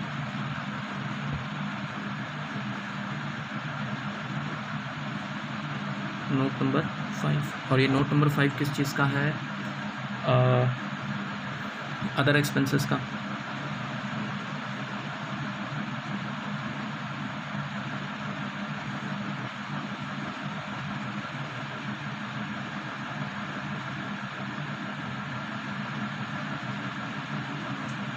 है ना जी। अदर एक्सपेंसेस का थोड़ा सा बड़ा बना लेना, क्योंकि बाकी जितने खर्चे होते हैं वो सारे अदर एक्सपेंसेस में आ जाते हैं। Note number 5। इसके बाद आता है नोट नंबर 6। और नोट नंबर 6 हमने बनाया हुआ है share capital. Share capital. Note number 7 ये हम बनाएंगे reserves and surplus.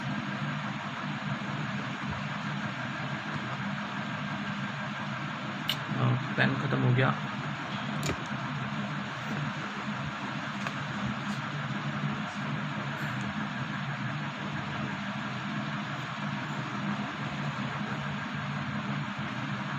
Reserves and surplus. अच्छा, नोट नंबर 7 के बाद note number 8। Note number 8 reserve and surplus के बाद long term borrowings.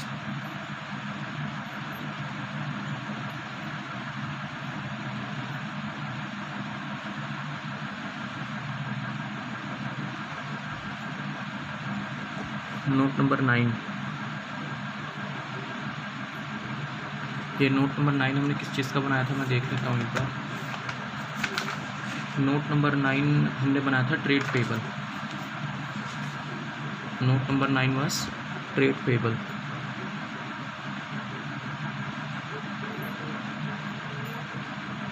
Note number 9 was trade payable. Note number 10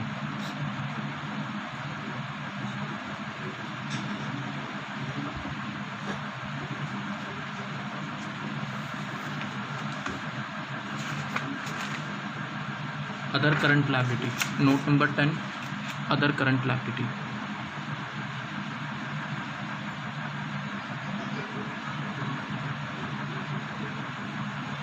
अच्छा, note number 10 के बाद अदर करंट लायबिलिटी आ गया। इसमें note number 11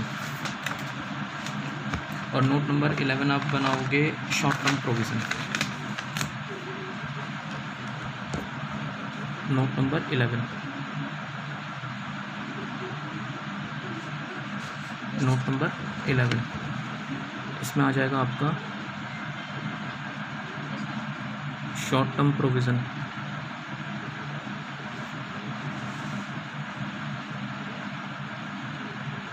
short term provision के बाद इसमें नोट नंबर 12 और नोट नंबर 12 में बच्चे property plant and equipment. Note number 12 that is property plant and equipment. Property plant and equipment जिसको हम बच्चे टेंजिबल फिक्स एसेट्स कहते हैं। टेंजिबल फिक्स एसेट्स है ना जी। प्रॉपर्टी प्लांट एंड इक्विपमेंट जिसको हम टेंजिबल फिक्स एसेट कहते हैं, उसका कॉलम हो गया। Note number 13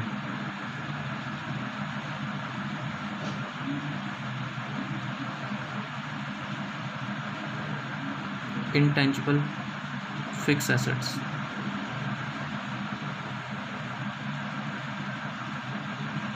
intangible fix asset हो गया। अच्छा, इंटेंजिबल फिक्स एसेट के बाद नोट नंबर 13 में इंटेंजिबल फिक्स एसेट के बाद नोट नंबर 14 और ये नोट नंबर 14 हमने बनाया है अदर नॉन करंट एसेट्स का। Note number 14 other non current assets.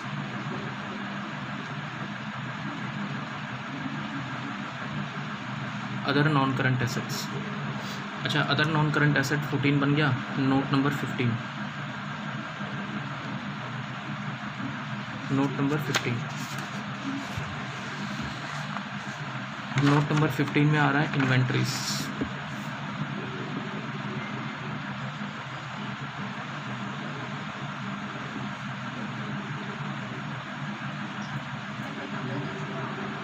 Inventories.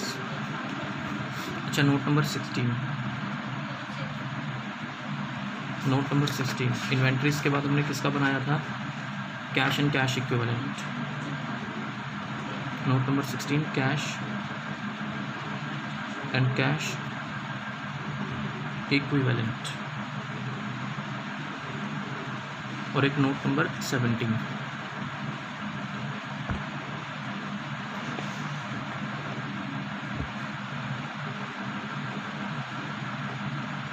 Note number 17। और ये नोट नंबर 17 में आपका अदर करंट एसेट्स, ठीक है ना, वो चीज़ आती है, ये चीज़ आती है। तो ये नोट नंबर 17, टोटल 17 नोट बनाने थे, वो हमने बना लिया। अब हम क्वेश्चन सॉल्व करते हैं अपना, ठीक है बच्चे। तो ये चीज़, चलो आपको मैं एक पॉइंट बताता हूँ, फिर करते हैं क्वेश्चन। जैसे आप 11th में क्या करते थे बच्चे, आपको क्वेश्चन में ट्रायल बैलेंस दिया हुआ होता था, वो चीज़ आपने यहाँ पे भी करना है कि आपको क्वेश्चन में ट्रायल बैलेंस दे रखा होगा, और ट्रायल बैलेंस आपको पता है इस तरीके से बनना हुआ होता है, एक कॉलम डेबिट का होता है और एक कॉलम आपका क्रेडिट का होता है। इसके अंदर आपको एसेट्स के बैलेंस मिलेंगे, वो हमेशा डेबिट में नज़र आते हैं, और एक्सपेंसेस के बैलेंस मिलेंगे, एक्सपेंसेस एंड लॉसेस। तो जितने भी एक्सपेंसेस या लॉसेस होते हैं उनके हमेशा डेबिट बैलेंस होते हैं बच्चे, और इनकम्स एंड गेन्स, इसके बाद इसका होता है क्रेडिट बैलेंस, लायबिलिटीज़ का क्रेडिट बैलेंस, लायबिलिटीज़ के बाद इसमें आता है कैपिटल, और इसका भी होता है क्रेडिट बैलेंस। इस तरीके से होता है कुछ। आपको ट्रायल बैलेंस के डेबिट साइड में आपको जितनी चीज़ें नज़र आएंगी वो या तो एसेट्स होंगी या फिर वो एक्सपेंसेस होंगे। क्रेडिट साइड में आपको जितनी चीज़ें नज़र आएंगी या तो वो इनकम्स होंगी, या वो लायबिलिटीज़ होंगी, या फिर वो कैपिटल होंगी, हाँ या ना। इसके बाद आपको कुछ नीचे एडिशनल इन्फॉर्मेशन नज़र आती है, एडिशनल इन्फॉर्मेशन। इसका क्या मतलब होता है बच्चे? देखो, जितनी चीज़ें आपको ट्रायल बैलेंस में दे रखी होती है ना, उसका मतलब ये होता है कि वो ऑलरेडी एडजस्ट हो चुकी है, हमें बस उसको ट्रांसफ़र करना है। अगर मैं आपसे एसेट्स की बात करूं तो ये तो बच्चे बैलेंस शीट में ट्रांसफ़र हो जाता है, हाँ या ना। एक्सपेंसेस एंड लॉसेस ये किस में चला जाएगा? P&L अकाउंट में। इनकम्स ये भी किस में चला जाएगा? P&L स्टेटमेंट में। लायबिलिटीज़ ये किस में जाएगी? बैलेंस शीट में। कैपिटल ये भी किस में जाएगा? बैलेंस शीट में। बस ट्रांसफ़र ही तो करना है आपने। लेकिन बच्चे, जितनी चीज़ें आपको एडिशनल इन्फॉर्मेशन में दे रखी होंगी ना, आप उसकी एडजस्टमेंट दो जगह करोगे। एक तो पहले आप उसको एडजस्ट करोगे, क्योंकि एडिशनल इन्फॉर्मेशन में देने का मतलब होता है कि हमने उसकी कोई भी जर्नल एंट्री पास नहीं करी। समझ आ रही मैं क्या बोल रहा हूँ? आपने उसकी कोई भी जर्नल एंट्री पास नहीं करी, तो पहले आप उसकी एंट्री पास करो। एंट्री पास करने का मतलब क्या है कि वो ट्रायल बैलेंस में नहीं है, तो पहले उसको एडजस्ट करो, फिर उसको जहाँ जाना चाहिए वहाँ दिखाओ। अब जैसे मैं आपसे ये कहता हूँ कि मान लो डेप्रिसिएशन दिया हुआ है नीचे, तो इसका मतलब क्या है कि वो डेप्रिसिएशन अभी एसेट्स में से माइनस नहीं हुआ। डेप्रिसिएशन की एंट्री क्या होती है? हम एंट्री पास करते हैं, depreciation account debit to fix asset, हाँ या ना। तो depreciation account debit to fix asset, तो ये एंट्री अभी पास नहीं हुई। अगर ये एंट्री पास हो जाती तो एसेट्स का बैलेंस कम हो जाता। समझ रहे मैं क्या बोल रहा हूँ? अगर ये एंट्री पास हो जाती तो एसेट्स का बैलेंस ऑलरेडी कम हो जाता, तो मैं डेप्रिसिएशन जो है ट्रायल बैलेंस में नज़र आता और फिक्स एसेट भी ट्रायल बैलेंस में नज़र आती। मैं ये कहना चाह रहा हूँ कि अगर आपको डेप्रिसिएशन ट्रायल बैलेंस के बाहर दिया हुआ है तो इसका मतलब ये होता है कि वो अभी एसेट्स में से माइनस नहीं हुआ। पहले आप उसको एसेट्स में से माइनस करो, फिर उसको P&L स्टेटमेंट में दिखाओ। लेकिन अगर आपको डेप्रिसिएशन ट्रायल बैलेंस के अंदर ऑलरेडी दिया हुआ है तो उसका क्या मतलब है कि वो डेप्रिसिएशन एसेट्स में से ऑलरेडी लेस हो चुका है, ये एंट्री पास हो चुकी है। क्योंकि अगर ये एंट्री पास हो गई तो उसका डेप्रिसिएशन अकाउंट भी बना होगा, उसका फिक्स एसेट अकाउंट भी बना होगा, लेजर अकाउंट्स। उसके बाद जो उसमें बैलेंस बचा वो ट्रायल बैलेंस में आ गया।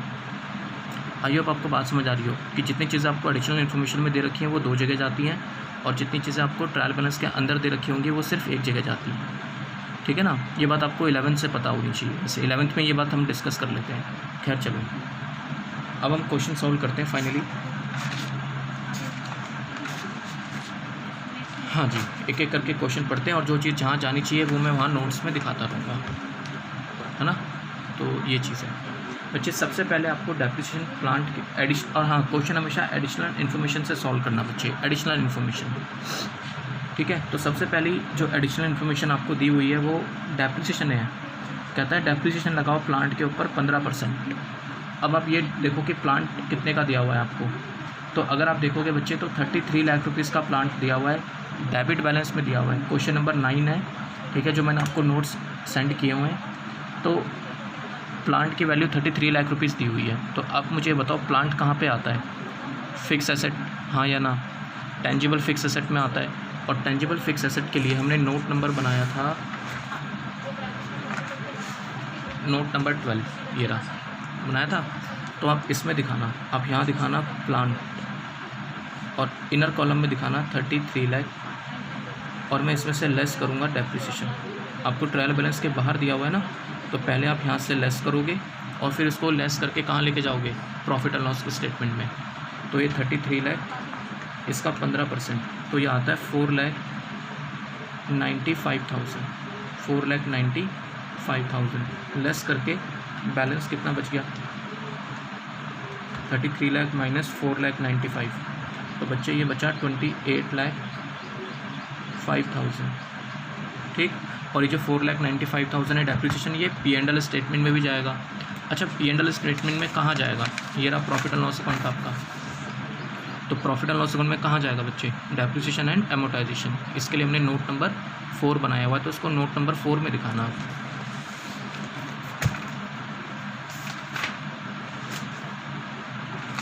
तो नोट नंबर 4 ये रहा, डेप्रिसिएशन एंड एमोटाइजेशन। तो इसमें हम दिखाएंगे आपका डेप्रिसिएशन ऑन प्लांट, और ये आपको हमने कितना कैलकुलेट करा था डेप्रिसिएशन ऑन प्लांट? 15% हमने कैलकुलेट करा था ना, जो कि कितना आ रहा था? 4,95,000, 4,95,000, ठीक है बच्चे, ये चीज़ है। अच्छा, उसके बाद बच्चे नेक्स्ट पॉइंट आपको दिया हुआ है, right of 5,000 from preliminary expenses. तो कह रहा है 5,000 रुपये प्रिलिमिनरी एक्सपेंसेस में से राइट ऑफ करो। अब मुझे ये बताओ, प्रिलिमिनरी एक्सपेंसेस, ये फर्स्ट लेक्चर में हमने डिस्कस करा था कि वो मिसलेनियस एक्सपेंडिचर होता है। तो मिसलेनियस एक्सपेंडिचर आपको डेबिट बैलेंस में दिया हुआ है। अगर आप क्वेश्चन पढ़ोगे तो उसमें आपको 50,000 रुपीज़ का प्रिलिमिनरी एक्सपेंसेस दिया हुआ है। तो मैंने आपको ये बताया था बच्चे कि इसको हमें सेम ईयर में राइट ऑफ करना चाहिए, लेकिन अगर आपसे क्वेश्चन या अकाउंटिंग स्टैंडर्ड कुछ और बोल दे करने के लिए, तो फिर आप वही करना। अब जैसे इसमें क्वेश्चन ये कह रहा है कि 50,000 रुपये है, लेकिन 5,000 रुपये राइट ऑफ करने हैं, तो 5,000 रुपये तो चले जाएंगे P&L अकाउंट में, और बाकी जो बच गए 45,000 रुपीज़ वो जाएंगे एसेट साइड में। और मैंने बताया था कि ये अदर नॉन करंट एसेट्स में शो होते हैं बच्चे, और हमने उसके लिए नोट नंबर 14 बनाया हुआ है। ये रहा नोट नंबर 14। तो इस नोट नंबर 14 के अंदर आप दिखाना प्रिलिमिनरी एक्सपेंसेस, एक ही खर्चा दिया हुआ है, आप डायरेक्टली आउटर कॉलम में दिखा देना। इसमें से हम लेस करेंगे transfer to P&L, transfer to P&L। तो 5,000 रुपये हमने P&L में ट्रांसफ़र करने, बाकी जो बच गए 45 वो यहीं रहेंगे बैलेंस शीट के अंदर अदर नॉन करंट एसेट में। और जो 5,000 रुपये ये P&L स्टेटमेंट में जाएंगे, और P&L स्टेटमेंट में कहाँ पे जाएंगे बच्चे? ये रहा आपका P&L स्टेटमेंट। तो P&L स्टेटमेंट में कहाँ पे? तो इसके लिए आपने एक अलग से हेडिंग बनाई हुई है अदर एक्सपेंसेस, तो उसमें शो करेंगे हम नोट नंबर 5, है ना जी। ये रहा नोट नंबर 5, इसमें हम दिखाएंगे प्रीलिमिनरी एक्सपेंसेस रिटर्न ऑफ 5,000, ठीक। चलो 2 पॉइंट हो गए हमारे। इसके बाद बच्चे इसमें तीसरा पॉइंट दिया हुआ है कि half year debenture interest due मतलब आउटस्टैंडिंग, आधे साल का इंटरेस्ट ऑन डिबेंचर अभी आउटस्टैंडिंग है। और अगर मैं ट्रायल बैलेंस पढ़ता हूँ तो ट्रायल बैलेंस में डेबिट बैलेंस साइड में, क्योंकि एक्सपेंस है तो डेबिट में नज़र आएगा आपको, डेबिट बैलेंस में सबसे नीचे आपको दिया हुआ है डिबेंचर इंटरेस्ट पेड 1,80,000। तो आप ये बताओ, पहली बात तो डिबेंचर इंटरेस्ट तो फाइनेंस कॉस्ट है, इसमें दिखाएंगे हम फाइनेंस कॉस्ट में interest on debenture, interest on debenture कितना पे कर दिया हमने, 1,80,000 रुपये। क्वेश्चन क्या कह रहा है, ध्यान से देखना बच्चे। क्वेश्चन ये कह रहा है कि आधे साल का इंटरेस्ट ऑन डिबेंचर आउटस्टैंडिंग है, तो इसका मतलब आधे साल का मैंने पे कर दिया, हाँ या ना। 6 मंथ्स का पे कर दिया, 6 मंथ्स का आउटस्टैंडिंग है।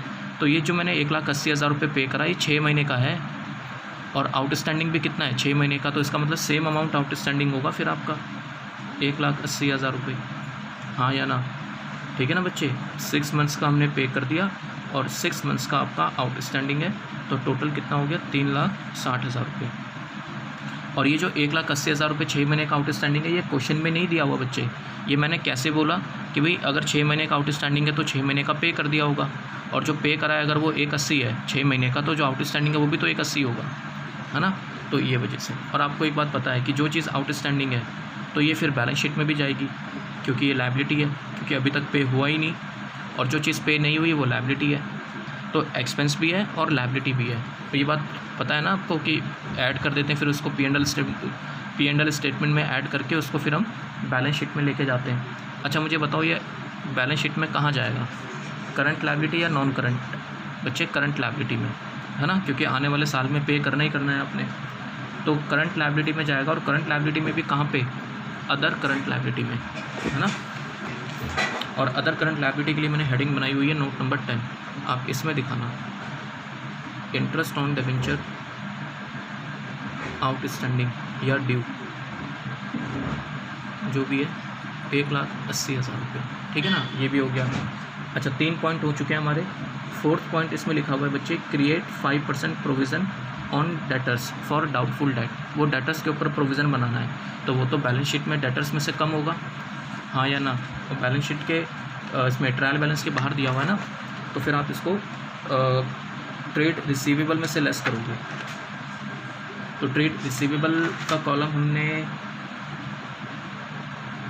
या ट्रेड रिसीवेबल का कॉलम नहीं बनाया, लेट मी चेक।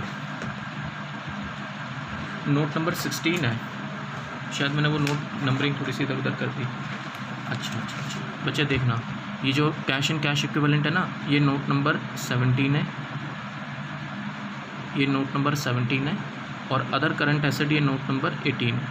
तो नोट नंबर 16 है ट्रेड रिसीवेबल का, यहाँ लिख देता हूँ। नोट नंबर 16 ये किस चीज़ का है, ट्रेड रिसीवेबल।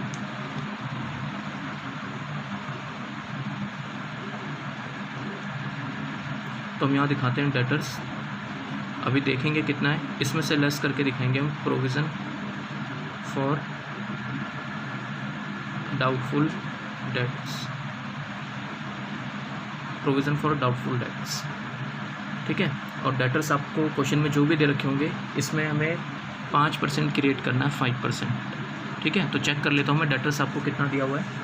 तो डेटर्स आपको बच्चे इसमें दिए हुए हैं 8,70,000 के, कितना दिया हुआ है, 8,70,000। इस 8,70,000 का अगर मैं 5% निकालता हूँ तो ये कितना आ जाता है, 5% आता है 43,500, और ये 43,500 आप इसमें से लेस कर लेना, तो ये बचेगा 8,26,500, 8,26,500। और ये 43,500 ये प्रॉफिट एंड लॉस स्टेटमेंट में भी जाएंगे, है ना, क्योंकि आपको पता है ये डेटर्स में से लेस होके P&L अकाउंट में जाते हैं। और P&L अकाउंट में कहाँ पे जाएंगे बच्चे, ये रहा P&L अकाउंट। P&L अकाउंट में कहाँ पे, अदर एक्सपेंसेस में, है ना, क्योंकि जो आपको जो ऊपर के ये जो दिया हुआ है ये स्पेसिफिक है, एम्प्लॉयज़ का खर्चा, फाइनेंस कॉस्ट, डेप्रिसिएशन, उनके अलावा अगर कोई खर्चा होगा तो वो सारे खर्चे किस में जाने होते हैं, अदर एक्सपेंसेस में, नोट नंबर 5। तो ये नोट नंबर 5 कहाँ दिया हुआ है, ये रहा, इसके अंदर मैं दिखा दूँगा प्रोविज़न फॉर डाउटफुल डेट, हाँ या ना।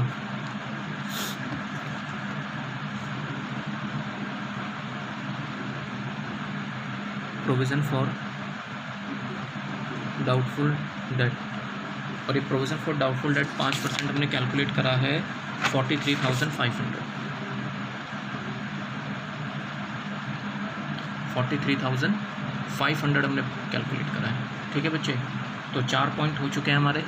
5th पॉइंट दिया हुआ है इसमें, provide for income tax 50%। Income tax provision की बात कर रहा है, तो इनकम टैक्स प्रोविज़न तो आपका प्रॉफिट एंड लॉस स्टेटमेंट में आता है। ये रहा प्रोविज़न फॉर टैक्स। ये कितना क्रिएट करना है हमें, 50%। तो ये 50% पहले प्रॉफिट आ जाए तभी तो निकलेगा।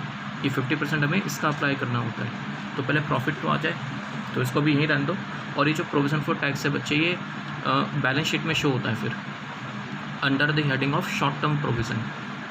ठीक है ना, तो शॉर्ट टर्म प्रोविज़न की हेडिंग में आता है प्रोविज़न फॉर टैक्स। मैं दिखाई देता हूँ, फिर बाद में सिर्फ फिगर दिखानी रह जाएगी हमारी। और शॉर्ट टर्म प्रोविज़न का हमने कॉलम बनाया हुआ है, नोट नंबर 11 ये रहा। तो ये नोट नंबर 11, इसमें हम दिखाएंगे प्रोविज़न फॉर टैक्स कितना आएगा, वो P&L स्टेटमेंट बनने के बाद ही पता चलेगा। कितने पॉइंट हो गए बच्चे, 4 पॉइंट हो गए, 5 पॉइंट हो गए। 6 पॉइंट इसमें क्लोजिंग स्टॉक को लेके दिया हुआ है। अब क्लोजिंग स्टॉक है, तो एक तो यहाँ पे दिखाएंगे हम चेंजेस इन इन्वेंट्री, हाँ या ना, opening stock minus closing stock. तो क्लोजिंग स्टॉक इसमें दिया हुआ है 9,50,000, 9,50,000 रुपये। और ओपनिंग स्टॉक इसमें दिया हुआ है, आपको ट्रायल बैलेंस में नज़र आएगा, ऊपर देखना डेबिट बैलेंस में 7.5 लाख रुपये। ये कितना दिया हुआ है बच्चे, 7.5 लाख। और ये कितना दिया हुआ है आपको, 9.5 लाख रुपये। इसका मतलब आंसर नेगेटिव आएगा, 2 लाख रुपये, हाँ या ना। तो आप इसको नेगेटिव करके दिखाना है यहाँ पे, 2 लाख। ठीक है, और आपको पता है कि जो ये क्लोजिंग स्टॉक है ये फिर बैलेंस शीट में भी जाता है under the heading of inventory, क्योंकि क्लोजिंग स्टॉक आपको ट्रायल बैलेंस के बाहर दिया हुआ है। तो फिर ये जो है बैलेंस शीट में भी जाएगा इन्वेंट्रीज़ की हेडिंग में। और इन्वेंट्रीज़ के लिए हमने जो नोट बनाया है वो नोट नंबर 15 है, ये रहा नोट नंबर 15। इसमें हम दिखाएंगे क्लोजिंग स्टॉक। और क्लोजिंग स्टॉक इसमें कितना दिया हुआ है बच्चे, 9,50,000, 9,50,000 रुपये। ठीक, ये चीज़ें थी। अगला पॉइंट इसमें दिया हुआ है, a claim of 25,000 for workman compensation is being disputed by the company. बच्चे ये ना कंटीजेंट लायबिलिटी होता है, तो ये बैलेंस शीट में शो नहीं होता। कंटीजेंट लायबिलिटी किसको कहते हैं, ये मैं आपको नेक्स्ट वीडियो में एक्सप्लेन करूँगा कि कंटीजेंट लायबिलिटी का क्या मतलब होता है। ठीक है, बट अभी आप इतना समझ लो कि पॉइंट नंबर 7 में जो दिया हुआ है क्लेम 25,000 रुपये का, ये हमारे लिए कंटीजेंट लायबिलिटी होता है। और ये कंटीजेंट लायबिलिटी हम बैलेंस शीट में शो नहीं करते, ये बैलेंस शीट के बाहर फुट नोट में आता है। ठीक है ना, तो इसको हमें नहीं दिखाना। नाउ नेक्स्ट पॉइंट नंबर 8 बच्चे, पॉइंट नंबर 8 में इसमें दिया हुआ है, the board of director declares a dividend of 12% on the paid up capital including the interim dividend. तो बोर्ड ऑफ डायरेक्टर ने 12% डिविडेंड डिक्लेयर करा है, और इंक्लूडिंग इंटरिम डिविडेंड जो भी है, और कहता है 4500 रुपये रिज़र्व में ट्रांसफ़र करो। समझ आया मैंने क्या बोला, 4500 रुपये आपने रिज़र्व में पैसा ट्रांसफ़र करना है। तो रिज़र्व में पैसा ट्रांसफ़र करना है 4500 रुपीज़। तो ये पहले प्रॉफिट निकल तो जाए, तो इसका मतलब इसको अभी हम होल्ड कर लेते हैं, बाकी जब क्वेश्चन सॉल्व करेंगे तब देखेंगे। और इसमें फिर सबसे लास्ट पॉइंट दिया हुआ है कॉर्पोरेट डिविडेंड टैक्स 20 पॉइंट, ध्यान से सुनना मैंने क्या बोला, कॉर्पोरेट डिविडेंड टैक्स इसमें दिया हुआ है 20.36%। तो ये 20.36% कॉर्पोरेट डिविडेंड टैक्स है। इसका क्या करना है, इसको भी हम बाद में देखते हैं, अभी फ़िलहाल छोड़ो। 2 पॉइंट मैंने होल्ड कर लिए, डिविडेंड वाला और एक कॉर्पोरेट डिविडेंड टैक्स को लेकर। ठीक है, तो करते हैं बात इसके ऊपर अब हम।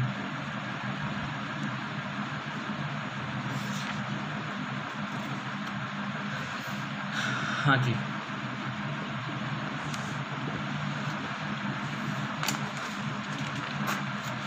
अच्छा, एडिशनल इन्फॉर्मेशन तो सारी हो चुकी है बच्चे, एडिशनल इन्फॉर्मेशन तो सारी की सारी कंप्लीट हो गई। अब हमें जो है ट्रायल बैलेंस को देखना है कि ट्रायल बैलेंस में आपको क्या क्या चीज़ें दी हुई हैं, देन उसके अकॉर्डिंग हम सारी चीज़ें करेंगे। अब तो बच्चे पहले मैं क्रेडिट बैलेंस चेक कर लेता हूँ। क्रेडिट बैलेंस में सबसे पहले आपको शेयर कैपिटल दी हुई है 40 लाख रुपीज़। तो शेयर कैपिटल का जो हमने हेड बनाया था वो नोट नंबर आई थिंक 6 था, ये रहा। तो हम यहाँ लिखेंगे share capital, equity share capital. Equity share capital, और एक क्वेश्चन में आपको 40 लाख दिया हुआ है, इसको आप इनर कॉलम में दिखाना, अभी मैं बताता हूँ क्यों। ठीक है, अभी इसको इनर कॉलम में दिखाओ। इसके बाद बच्चे इसमें 12% डिबेंचर दिया हुआ है 30 लाख रुपीज़, तो ये तो लॉन्ग टर्म बोरोइंग्स में आएगा, तो ये जो लॉन्ग टर्म बोरोइंग्स है इसमें आ जाएगा 12% डिबेंचर। 12% डिबेंचर है 30 लाख रुपये, ये चीज़ होगी। अच्छा, 12% डिबेंचर लॉन्ग टर्म बोरोइंग्स में आता है ना। इंटरेस्ट के ऊपर हम ऑलरेडी बात कर चुके हैं। इसके सरप्लस अकाउंट दिया हुआ है बच्चे 4 लाख रुपीज़ का, सरप्लस अकाउंट को अभी होल्ड कर लो, मैं अभी बताता हूँ उसका क्या करना है। ठीक है, ये कह सकते हो कि पिछले साल का क्रेडिट बैलेंस है, ये जो होता है ना P&L अकाउंट क्रेडिट बैलेंस, ये पिछले साल का है ओपनिंग बैलेंस। ठीक है, अच्छा बिल्स पेबल, तो ये तो ट्रेड पेबल्स में आता है, ये रहा बिल्स पेबल, और जितनी चीज़ें आपको ट्रायल बैलेंस में दी हुई है सिर्फ एक जगह ही जाएंगी। और ये जो बिल्स पेबल है ये आपको 3,70,000 दिया हुआ है, और ये बिल्स पेबल के बाद इसमें दिया हुआ है क्रेडिटर्स, और क्रेडिटर्स इसमें दिए हुए हैं 4 लाख। क्रेडिटर्स के बाद इसमें दिया हुआ है सेल्स, तो सेल्स तो रेवेन्यू फ्रॉम ऑपरेशन में आता है P&L स्टेटमेंट में, ये रहा सेल्स तो हम यहाँ दिखाते हैं, लेकिन अभी हम एक बार चेक कर लेंगे कि कोई सेल्स रिटर्न तो नहीं दिया हुआ। सेल्स का बैलेंस होता है क्रेडिट, उसके रिटर्न का बैलेंस होता है डेबिट, तो डेबिट में चेक करना, और डेबिट में मुझे ऐसा कोई चीज़ नज़र नहीं आती, नहीं है बच्चे, तो ठीक है फिर आप डायरेक्टली दिखा दो। सेल्स आपका 41,50,000 है, यहाँ दिखा देंगे 41,50,000। ठीक, अच्छा उसके बाद है जनरल रिज़र्व। जनरल रिज़र्व तो रिज़र्व एंड सरप्लस में आता है, रिज़र्व है ना, तो वो तो रिज़र्व एंड सरप्लस में शो करेंगे, हाँ या ना। ये रहा बच्चे, अभी मैंने इसमें सरप्लस को होल्ड किया हुआ है, जनरल रिज़र्व इनर कॉलम में दिखाना, क्योंकि क्वेश्चन में 4,500 ट्रांसफ़र करने के लिए कह रहा है आपसे, तो अभी देखते हैं। पहले आप यहाँ दिखाओ 2.5 लाख रुपए जो आपको ट्रायल बैलेंस के अंदर दिया हुआ है। इसके बाद बच्चे आपको बैड डेट प्रोविज़न दिया हुआ है 35,000 रुपये का, जनरल रिजर्व 2.5 लाख दिखा दिया। इसके बाद जो दिया हुआ है वो bad debt provision on 1/4/2016 35,000 rupees दिया हुआ है। 35,000 रुपये बैड डेट प्रोविज़न आपको दिया हुआ है, तो ये पुराना प्रोविज़न है। ठीक है, इसको भी मैं नेक्स्ट वीडियो में एक्सप्लेन करूँगा कि करना क्या है। अभी फ़िलहाल इसको आप इनकम मान के शो कर दो। जो बच्चे नया प्रोविज़न होता है ना, नया प्रोविज़न जो ट्रायल बैलेंस के बाहर दिया हुआ होता है, तो उसको तो आप डेटर्स में से लेस करके P&L स्टेटमेंट में दिखाओगे, लेकिन जो प्रोविज़न आपको ऑलरेडी ट्रायल बैलेंस के अंदर दे रखा होगा उसको कहते हैं पुराना प्रोविज़न, ओल्ड प्रोविज़न। तो हम ओल्ड प्रोविज़न को कैंसिल करके नया प्रोविज़न बनाते हैं, तो कैंसिल करोगे तो आप उसको इनकम मान के दिखाना, ठीक है ना। तो जो आपने अदर इनकम का हेडिंग अदर इनकम दिखाया हुआ है, बाकी डिटेल में तो मैं नेक्स्ट वीडियो में एक्सप्लेन करूँगा। इसमें हम यहाँ दिखाना provision for doubtful debt, provision for doubtful debt, और ये कौन सा वाला है, पुराना वाला जो ट्रायल बैलेंस के अंदर दिया हुआ है, और 35,000 रुपये दिया हुआ है 35,000। ठीक है, ये चीज़ होती है। तो क्रेडिट साइड, क्रेडिट बैलेंस तुमने सारा देख लिया, सिर्फ एक सरप्लस को छोड़ दिया, तो सरप्लस को भी देखते हैं। इसके बाद बच्चे नेक्स्ट आपको प्रीमाइसेस दिया हुआ है डेबिट बैलेंस में। तो प्रीमाइसेस तो मेरी एसेट्स होती है, तो प्रॉपर्टी प्लांट एंड इक्विपमेंट में दिखाऊंगा टेंजिबल फिक्स एसेट, इसके अंदर हम दिखाएंगे प्रीमाइसेस। और ये जो प्रीमाइसेस है इसका बैलेंस हमें दिया हुआ है 30,72,000 रुपये। ठीक है जी, प्लांट ऑलरेडी शो कर चुके हैं बच्चे। स्टॉक 7.5 लाख रुपए ओपनिंग स्टॉक है, दिखा चुके हैं हम इसको P&L स्टेटमेंट में। डेटर्स ऑलरेडी दिखा चुके हैं हम उसको ट्रेड रिसीवेबल में।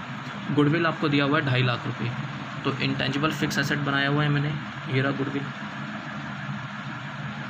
और गुडविल कितनी दी हुई है बच्चे, इसके अंदर आपको 2.5 लाख रुपये दिया हुआ है।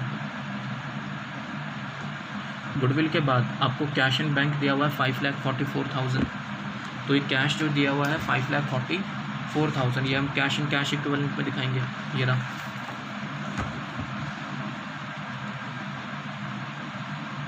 कैश इन बैंक बैलेंस, और ये कैश इन बैंक बैलेंस आपको कितना दिया हुआ है 5,44,000, 5,44,000। ठीक है जी। उसके बाद इसमें दिया हुआ है बच्चे interim dividend paid. Interim dividend paid 5,44,000 दिया हुआ है। कितना 75,000 दिया हुआ है। कैश इन बैंक 544 है। उसके बाद दिया हुआ है इंटरिम डिविडेंड पेड 3,92,500। इसको भी अभी हम होल्ड कर लेते हैं। ये डिविडेंड वाली सरप्लस वाली कहानी हम सारी एक साथ करेंगे, ठीक है। अभी नॉर्मल चीज़ आप सारी दिखा लो। इसके बाद बच्चे परचेजेस दिया हुआ है 18,50,000 रुपये, और ये 18,50,000 रुपये तो यहाँ पर आता है, ये रहा P&L स्टेटमेंट 18,50,000, ये रहा परचेजेस। परचेज रिटर्न कोई क्वेश्चन में नहीं दी हुई तो डायरेक्टली दिखा देना 1850। इसके बाद है प्रिलिमिनरी एक्सपेंसेस, हो चुका, ठीक है। फिर दिया हुआ है बच्चे वेजेस, तो वेजेस तो एम्प्लॉयज़ बेनिफिट एक्सपेंस होता है, और एम्प्लॉयज़ बेनिफिट एक्सपेंसेस के लिए मैंने नोट नंबर 2 बनाया था। तो हम यहाँ दिखाएंगे वेजेस। वेजेस इसमें दिए हुए हैं 9,79,800, 9,79,800। अच्छा, वेजेस के बाद है इसमें जनरल एक्सपेंस, तो जनरल एक्सपेंस है तो फिर अदर एक्सपेंसेस में आएंगे, क्योंकि इनके लिए कोई स्पेसिफिक हेडिंग तो है नहीं। तो यहाँ पे हम दिखाएंगे जनरल एक्सपेंसेस, और ये जनरल एक्सपेंसेस कितना है 68,350। अच्छा, इसके बाद है बच्चे salary. Salary is also employees benefit expenses.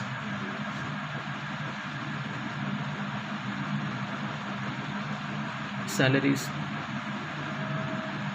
2,02,250। Salary के बाद इसमें बैड डेट्स, तो बैड डेट्स तो अदर एक्सपेंसेस में जाएंगे। ये रहे बैड डेट्स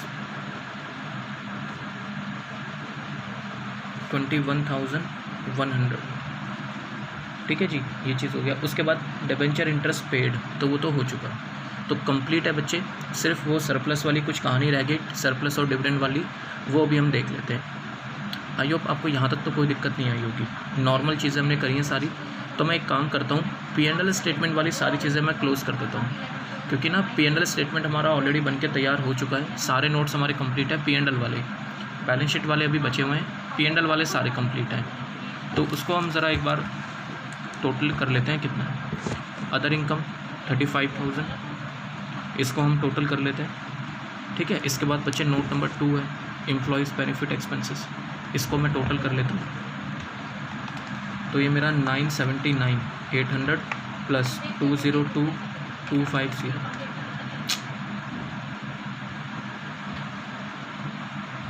इसमें आ रहा है 11,82,050।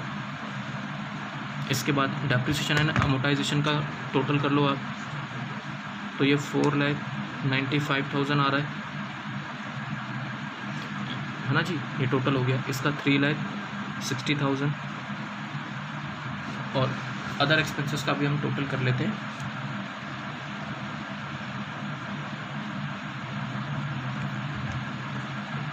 $43,500 प्लस 5,000 प्लस 68,350 प्लस 21,100, तो आपका ये 137,950 आ रहा है। अच्छा, डेबिट बैलेंस में ना आपका एक चीज़ रह गया, मेरे को नज़र पड़ गई इस पर, कॉल्स इन एरियर भी लिखा हुआ है 75,000। कैश इन बैंक बैलेंस के बाद आप देखोगे तो आपको इसमें कॉल्स इन एरियर नज़र आएगा 75। तो बच्चे कॉल्स इन एरियर ना हम कैपिटल में से लेस करके दिखाते हैं। कॉल्स इन एरियर का मतलब क्या होता है कि कोई शेयर होल्डर ऐसा है जिसने पेमेंट नहीं करी, तो कॉल्स इन एरियर आप लेस करो तो पेड अप कैपिटल आ जाएगी आपकी। तो बैलेंस शीट के अंदर हमेशा पेड अप कैपिटल शो होती है। तो ये 40 लाख माइनस 75, तो आपका ये 39,25,000 आ जाएगा।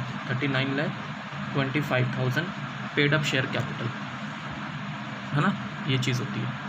बाकी तो हम दिखा चुके हैं, ठीक है। तो P&L स्टेटमेंट कंप्लीट कर लेते हैं पहले एक बार, एक एक करके सारी चीज़ें दिखा देते हैं। ये रहा अदर इनकम, नोट नंबर 1, इसका टोटल आया था 35,000, राइट। नोट नंबर 2 का टोटल देख लेते हैं। नोट नंबर 2 का बच्चे टोटल था 11,82,050, 11,82,050। नोट नंबर 3 फाइनेंस कॉस्ट, इसका टोटल था 3,60,000, है ना जी। और जो मेरा डेप्रिसिएशन एंड अमोर्टाइजेशन है ये मेरा कितना आया था, 4,95,000 आया था। हाँ 4,95,000, यहाँ दिखा देंगे हम 4,95,000। और उसके बाद है अदर एक्सपेंसेस, और अदर एक्सपेंसेस का जो टोटल आया था मेरा, अदर एक्सपेंसेस का टोटल आया था बच्चे 1,37,950। ये रहा 1,37,950। ठीक हो गया। अब इसको टोटल करके हम निकाल लेते हैं। पहले इनकम्स का टोटल कर लो, 41,50,000 प्लस 35,000, तो इसका आप टोटल करोगे तो ये 41,85,000 आ रहा है, 41,85,000 राइट। और इसके बाद इसका टोटल कर लो एक्सपेंसेस का, तो 18,50,000 माइनस 2 लाख, माइनस 2 लाख हो गया, प्लस 11,82,050 प्लस 3,60,000 प्लस 4,95,000 प्लस 137,950, तो ये आ रहा है बच्चे 38,25,000। 38,25,000। इनकम कितनी आ रही है 41,85, एक्सपेंस कितने आ रहे हैं 38,25, तो आपका 3,60,000 का नेट प्रॉफिट आ रहा है बच्चे, 3,60,000 का नेट प्रॉफिट आ रहा है। और इसमें से प्रोविज़न बनाना है 50%, यानी कि 1,80,000 का तो प्रोविज़न हो गया, तो मेरा प्रॉफिट आफ्टर टैक्स कितना आ गया 1,80,000। प्रॉफिट आफ्टर टैक्स कितना हो गया 1,80,000।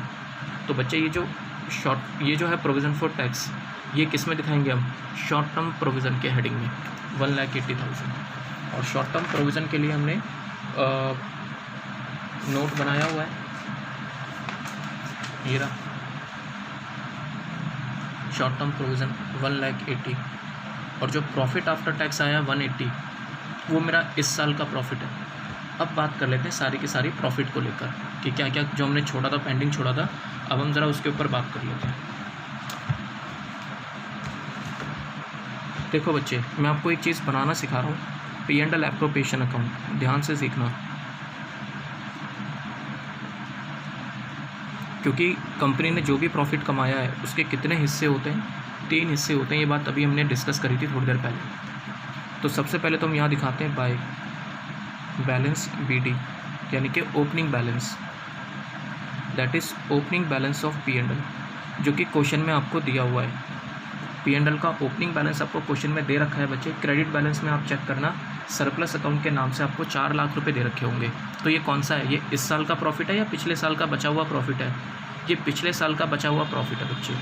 तो ये ले लेंगे हम 4 लाख, प्लस इस साल हमने और कितना कमाया बाय नेट प्रॉफिट,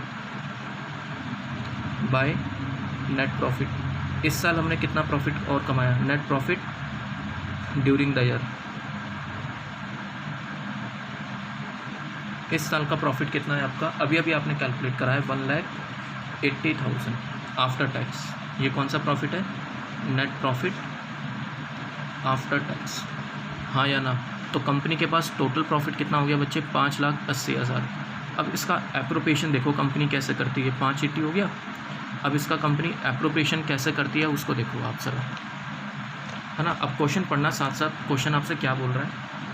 सबसे पहली बात आप इसका डेबिट बैलेंस चेक करना, उसमें लिखा हुआ है कंपनी ने 3,92,500 का डिविडेंड पे करा है बच्चे, और डिविडेंड हमेशा कैश में पे होता है। तो एंट्री क्या पास होती है इसकी, ध्यान देना, हम एंट्री पास करते हैं interim dividend account debit to bank, interim dividend account debit to bank. 3,92,500 इसमें दिया हुआ है, 3,92,500 पहली एंट्री ये पास होती है, और दूसरी एंट्री पास होती है इसके बाद सरप्लस अकाउंट डेबिट या P&L statement account debit to interim dividend. तो बच्चे ये एंट्री तो पास हो चुकी है, मुझे कैसे पता ये एंट्री पास हो गई, क्योंकि आपको ये ट्रायल बैलेंस के अंदर दिया हुआ है। तो अगर ये ट्रायल बैलेंस के अंदर दिया हुआ है तो एंट्री तो ऑलरेडी पास हो चुकी है, उसको सिर्फ राइट ऑफ करके दिखाना है आपने। तो इसको राइट ऑफ करके दिखाओगे तो आप कहाँ दिखाओगे, P and L appropriation account में, हाँ या ना। ये सरप्लस मतलब यहाँ पे क्या है, पी एंड एल एप्रोप्रिएशन। तो हम यहाँ दिखाएंगे इसको टू इंटरिम डिविडेंड पेड। बताओ कितना डिविडेंड पे करा है मैंने, 3,92,500। आई होप समझ आई हो बात बच्चे आपको। तो 580 में से टोटल 580 का प्रॉफिट कमाया, मतलब इस साल 180 और पिछले साल का 4, तो टोटल 580 है। इसमें से हमने कितना डिविडेंड पे कर चुके हैं ऑलरेडी, 3,92,500। ठीक, ट्रायल बैलेंस कंप्लीट है पूरा। ट्रायल बैलेंस में अब कोई आइटम नहीं बचा हुआ जो हमने छोड़ा हो, सारे दिखा दिए। अब आते हैं एडिशनल इन्फॉर्मेशन में। बच्चे पॉइंट नंबर 8 अगर आप पढ़ोगे ना, पॉइंट नंबर 8, तो पॉइंट नंबर 8 में लिखा हुआ है, आपको मैं दिखाता हूँ। ध्यान देना मैं क्या कर रहा हूँ। पॉइंट नंबर 8 में क्या लिखा हुआ है, मैं पढ़ रहा हूँ। इसमें लिखा हुआ है द बोर्ड ऑफ डायरेक्टर ने डिविडेंड डिक्लेयर करा है 12% ऑन पेड अप कैपिटल। अच्छा, पेड अप कैपिटल कितनी है, ये अभी हमने दिखाया था ना, कॉल सिनेरियर को लेस करके जो आया था 3925। ये इक्विटी शेयर कैपिटल, इसमें से कॉल सिनेरियर इतना हटा दो तो पेड अप कितना आ गया, 39,25,000। तो कहता है पेड अप कैपिटल का 12% कंपनी के बोर्ड ऑफ डायरेक्टर ने डिविडेंड डिक्लेयर करा है 12%। ठीक है, तो अगर मैं पेड अप कैपिटल आपको बताऊं कितनी है,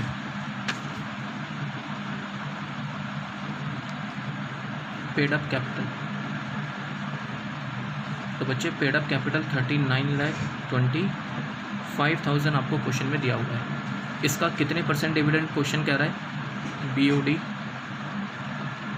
propose the dividend at the rate of 12%। तो आप मुझे बताओगे ज़रा कि प्रपोज डिविडेंड आपका कितना आ गया, मतलब जो डिविडेंड बोर्ड ऑफ डायरेक्टर ने रिकमेंड करा है। तो इसका 12% अगर मैं कैलकुलेट करता हूँ 39,25,000 का, तो ये कितना आता है, इसका 12%, तो बच्चे ये आता है 4,71,000, हाँ या ना। और आगे इसमें लिखा हुआ है इंक्लूडिंग द इंटरिम डिविडेंड। इसका मतलब टोटल डिविडेंड, क्या मैं इसको टोटल डिविडेंड कह सकता हूँ, 471, जिसमें से इंटरिम कितना है, इंटरिम डिविडेंड, और वो तो हम पे कर चुके। 471 में से 3,92,500 ये मेरा इंटरिम डिविडेंड है, 3,92,500। तो ये तो हम पे कर चुके बच्चे, 3,92,500 ही हम पे कर चुके हैं। तो अब जो बचा 78,500, इसको हम क्या बोलेंगे, इसको बोला जाता है बच्चे प्रपोज डिविडेंड। ये क्या बच गया मेरा, प्रपोज डिविडेंड। और प्रपोज डिविडेंड को बैलेंस शीट में नहीं शो करते। क्यों शो नहीं करते, ये मैं आपको नेक्स्ट वीडियो में एक्सप्लेन करूँगा। नेक्स्ट वीडियो में मुझे 2-3 बातें एक्सप्लेन करनी है, ठीक है बच्चे। तो ये जो प्रपोज डिविडेंड है 78,500, मैं यहाँ लिख देता हूँ, it will not be shown, it will not be shown anywhere, it will not be shown, it will not be shown anywhere in financial statement. ना तो P&L स्टेटमेंट में आएगा और ना ही बैलेंस शीट में आएगा। तो पूरी फाइनेंशियल स्टेटमेंट में ये 78,500 हम कहीं भी शो नहीं करेंगे। आई होप आपको बात समझ आई। क्यों नहीं करेंगे ये मैं नेक्स्ट वीडियो में बताऊंगा आपको, ठीक है जी। तो ये चीज़ निकल कर आती है बच्चे। हाँ, ये तो शो होगा क्योंकि ये हम डिविडेंड पे कर चुके हैं, इंटरिम डिविडेंड पेड, ये पे हो चुका है। तो अगर ये पे हो चुका है तो फिर तो आप इसको प्रॉफिट में से कम करो, 392,500, ठीक है। बाकी नेक्स्ट क्लास में मैं इसको और अच्छे से एक्सप्लेन करूँगा डिविडेंड के पॉइंट को लेकर। इसके बाद इसमें लिखा हुआ है बच्चे ट्रांसफ़र टू जनरल रिजर्व 4,500, 4500 रुपये कंपनी रिजर्व में पैसा ट्रांसफ़र करने की कह रही है, तो कर देते हैं। ये रहा, रिजर्व में पैसा ट्रांसफ़र करेंगे तो प्रॉफिट कम हो जाएगा। यहाँ लिखेंगे जनरल रिजर्व 4,500। एंट्री क्या पास हो रही है, एंट्री पास हो रही है P&L एप्रोप्रिएशन अकाउंट डेबिट या surplus account debit to general reserve. पैसा रिजर्व में ट्रांसफ़र कर दिया आपने 4,500, तो प्रॉफिट कम हो गया और जनरल रिजर्व बढ़ जाएगा। और ये कहाँ दिखाएंगे हम, रिजर्व एंड सरप्लस के अंदर। ये रहा, ये देखो, ये है रिजर्व, जनरल रिजर्व, प्लस इसमें दिखाएंगे ट्रांसफ़र। ट्रांसफ़र कितना हुआ है, 500 और टोटल कितना हो गया 254,500, 2,54,500 रुपये। आइए अब समझ आइए बात यहाँ। ठीक है बच्चे, अब मेरा लास्ट पॉइंट रह गया कॉर्पोरेट डिविडेंड टैक्स। ये जो कॉर्पोरेट डिविडेंड टैक्स है ये क्या चीज़ होती है बच्चे? कॉर्पोरेट डिविडेंड टैक्स का मतलब होता है, लिख देता हूँ पहले,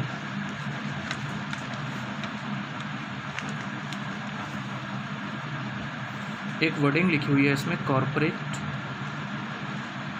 डिविडेंड टैक्स। इसका एक और नाम होता है dividend distribution tax. Corporate dividend tax, या इसका दूसरा नाम क्या है बच्चे? Dividend distribution tax. Corporate dividend tax, या इसका दूसरा नाम क्या है? Dividend distribution tax. इसका क्या मतलब होता है? इसका मतलब ये होता है बच्चे कि कंपनी अगर डिविडेंड पे करेगी तो एक हिस्सा गवर्नमेंट को भी पे करना होता है। डिविडेंड डिस्ट्रीब्यूशन, जब भी कंपनी डिविडेंड डिस्ट्रीब्यूट करेगी तो डिविडेंड के डिस्ट्रीब्यूशन के ऊपर भी टैक्स लगता है, that which is called as corporate dividend tax. CDT कहते हैं इसको, कॉर्पोरेट डिविडेंड टैक्स। ठीक है जी। और या इसका दूसरा नाम होता है डिविडेंड डिस्ट्रीब्यूशन टैक्स। ठीक है, किसके ऊपर पे होता है? Payable on dividend, payable on dividend distribution, payable on dividend distribution.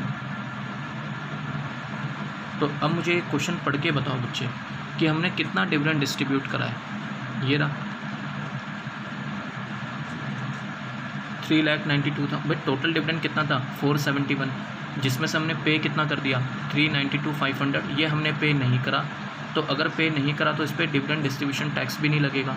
लेकिन जितना डिविडेंड आप पे कर चुके हो 392,500, इसके ऊपर तो लगेगा ना डिविडेंड डिस्ट्रीब्यूशन टैक्स, हाँ या ना? तो इसकी क्या एंट्री पास होती है?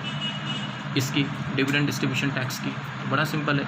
तो हम यहाँ लिखते हैं कि जी surplus account debit, surplus account debit profit में से पे होता है टू CDT पेबल,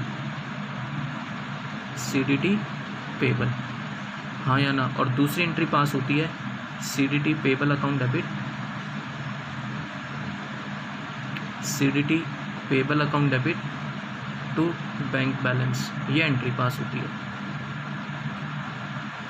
ना? तो अगर मैं हिसाब लगाऊं 392,500 है ना, तो इसका रेट दिया हुआ है बच्चे, ये क्वेश्चन में रेट दिया हुआ है इसका 20.36%। तो इसका 20.36%, तो ये कितना आता है जितना हमने पे करा है?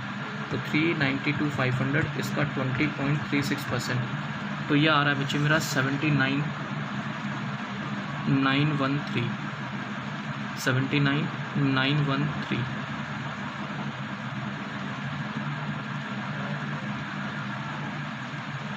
ये चीज़ होती है। अब आप ये देखो कि क्या एंट्री पास हो चुकी है या नहीं हुई। अगर बच्चे एंट्री पास हो चुकी होती ना CDT पेबल की, तो ये जो CDT पेबल अगर एंट्री पास हो चुकी होती तो ये ट्रायल बैलेंस में नज़र आता। आप चेक कर लो, है ही नहीं ट्रायल बैलेंस के अंदर। तो अगर ये ट्रायल बैलेंस में नहीं है तो इसका मतलब आउटस्टैंडिंग है, आज नहीं पे करना, कल पे करना पड़ेगा। तो इसको हम प्रोविज़न के नाम से रिकॉर्ड करते हैं।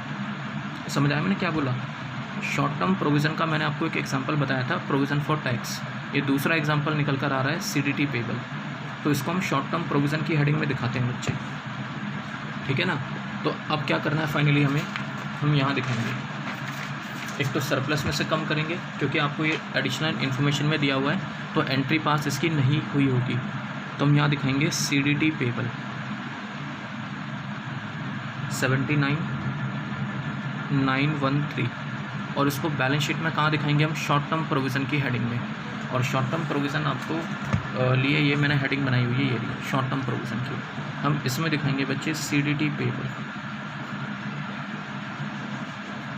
79,913। आई होप बात समझ आई हो आपको यहाँ पर।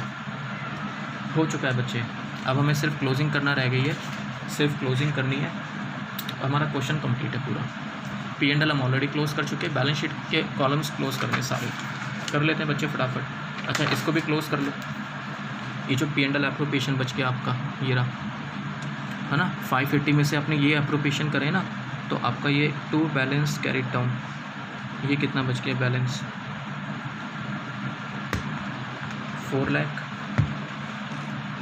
ये 580 था ना, तो 580 माइनस 392,500 माइनस 4,500 माइनस 79,913, तो ये बचेगा बच्चे 1,03,087, 1,03,087। तो ये मेरा क्या बच गया, profit and loss account credit balance, जिसको हम रिटेन अर्निंग कहते हैं। तो इसको बैलेंस शीट में शो कर देंगे हम लोग, है ना जी। तो बैलेंस शीट में कहाँ पे शो करोगे इसको आप, रिजर्व्स एंड सरप्लस में, ये रहा, मैं यहाँ दिखाऊंगा इसको, profit and loss account credit balance, हाँ या ना बच्चे। अब मेरी बात ध्यान से सुनना, अब मैं जो एक बात बोल रहा हूँ आपसे कि जो आपने ये काम करा है ना, ये चीज़ प्लीज़ ध्यान दें, आपने जो ये चीज़ बनाई है P&L एप्रोप्रिएशन अकाउंट, कंपनी ये बनाया करती थी पहले कंपनी इसको बनाया करती थी, लेकिन आज की डेट में ये बोला गया है कि P&L एप्रोप्रिएशन अकाउंट आपने सेपरेटली नहीं बनाना। ये जो काम आपने किया है ना, P&L एप्रोप्रिएशन, ये प्रॉफिट का जो आपने एप्रोप्रिएशन करा है, ये आपने सेपरेटली करके नहीं दिखाना, आपने ये सारे काम रिजर्व एंड सरप्लस के हेडिंग के अंदर ही करना है। मतलब ये जितनी चीज़ आपने करी है ना, ये इसी के अंदर करके दिखाना है आपने, रिजर्व एंड सरप्लस की हेडिंग के अंदर ही करके दिखाने हैं। मतलब क्या है, जैसे मैं आपको बोलता हूँ, ध्यान देना। आप देखो आपने क्या लिखा, क्रेडिट साइड में आपने क्या लिखा, opening balance of P&L and then net profit, दोनों को ऐड कर लिया, 580 आ गया, हाँ या ना। तो देखो बताओ आपने इस साल कितना प्रॉफिट कमाया था, नेट प्रॉफिट। हमने इस साल 1,80,000 का प्रॉफिट कमाया था, हाँ या ना।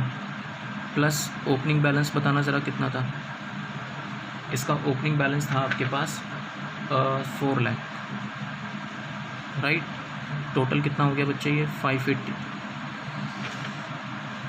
4 लाख था, तो ये कितना हो गया 580, राइट।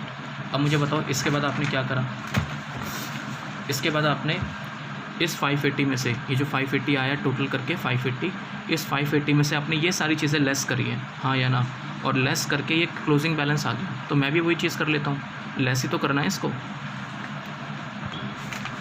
जो यहाँ से हम लेस करके दिखाएंगे, less interim dividend paid 3,92,500 minus transfer to general reserve, कुछ पैसा हमने 4,500 जनरल रिज़र्व में भी ट्रांसफ़र करा है, और इसमें से माइनस करेंगे CDT पेबल, और ये हमने कितना कैलकुलेट करा था, ये हमारा आया था 79,913। कितना आया था बच्चे इसमें, ये रहा 79,913, इसको लेस करके ये फिगर आ जाएगी। तो ये वही तो चीज़ मैंने करी है, ये क्या है बच्चे, ये P&L एप्रोप्रिएशन अकाउंट ही तो है पूरा का पूरा, बट आपने इस तरीके से करके दिखाना है, रिजर्व एंड सरप्लस के अंदर ही प्लस माइनस करने, ठीक है। बट मुझे समझाना था, तो इसलिए मैंने आपको वो चीज़ बना के दिखाई है। डायरेक्टली करा था तो शायद आपको बात समझ नहीं आती, इसलिए।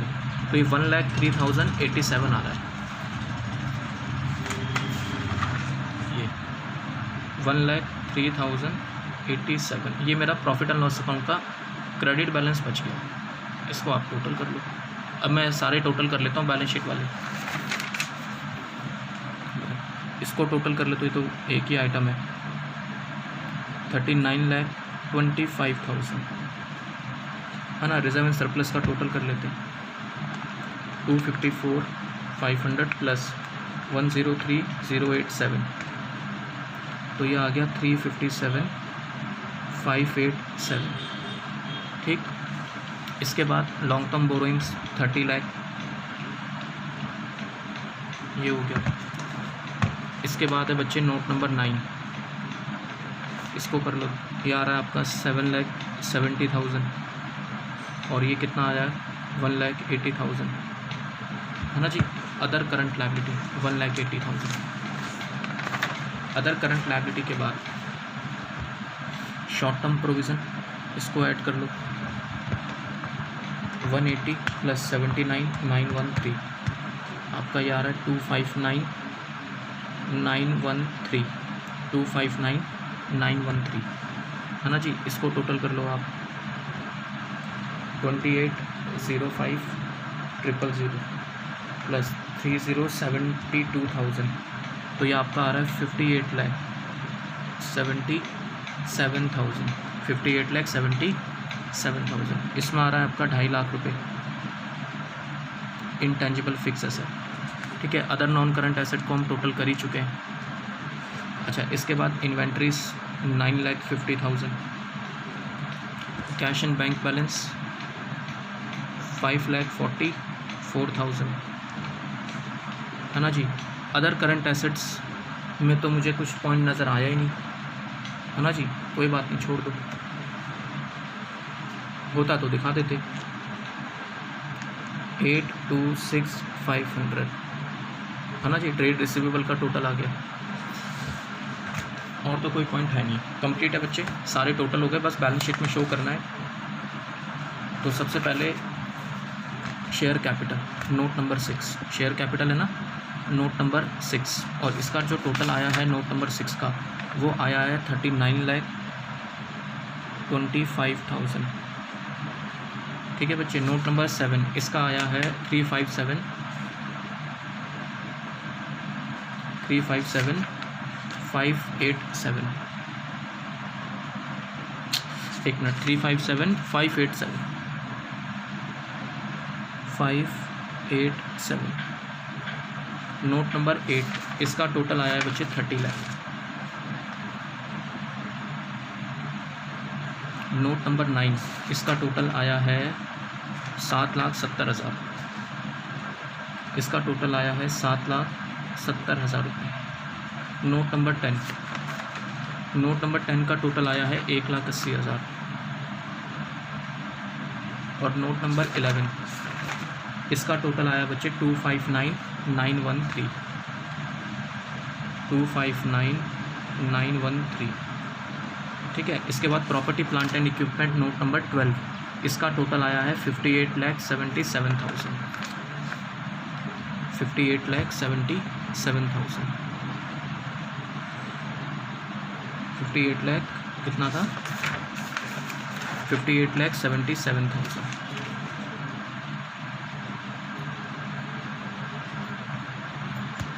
इसके बाद है बच्चे इंटेंजिबल फिक्स एसेट, इसका टोटल आया था 2.5 लाख रुपये। ठीक, ये चीज़ है। अच्छा, लायबिलिटी साइड का टोटल कर ही लेते हैं। 39,25,000 plus 357,587 plus 30 lakh plus 7,70,000 plus 1,80,000 plus 259,913। ठीक है जी, ये टोटल आ रहा है 84,92,500। ठीक है ना, 84,92,500। ठीक है, अब एसेट साइड का भी देख ही लेते हैं। 58,77,000 2.5 लाख। इसके बाद है नोट नंबर 14, और नोट नंबर 14 का जो टोटल था वो भी मैं देख ही लेता हूँ साथ साथ कितना है। नोट नंबर 14 का टोटल है बच्चे 45,000। ये कितना है 45,000। अच्छा, नोट नंबर 15 इन्वेंट्रीज का टोटल, इन्वेंट्रीज का टोटल आ रहा है इसमें 9,50,000। इन्वेंट्रीज का टोटल कितना है बच्चे 9,50,000। ठीक है, ट्रेड रिसीवेबल 16, 17, 18 तीनों चेक कर लेता हूँ मैं। 16 का टोटल आ रहा है 8,26,500। मैं लिख देता हूँ बच्चे, फिर आपको दिखाता हूँ। 8,26,500 है ना। 17 का जो टोटल है, 17 का टोटल है कैश एंड कैश इक्विवेलेंट 5,44,000 5,44,000।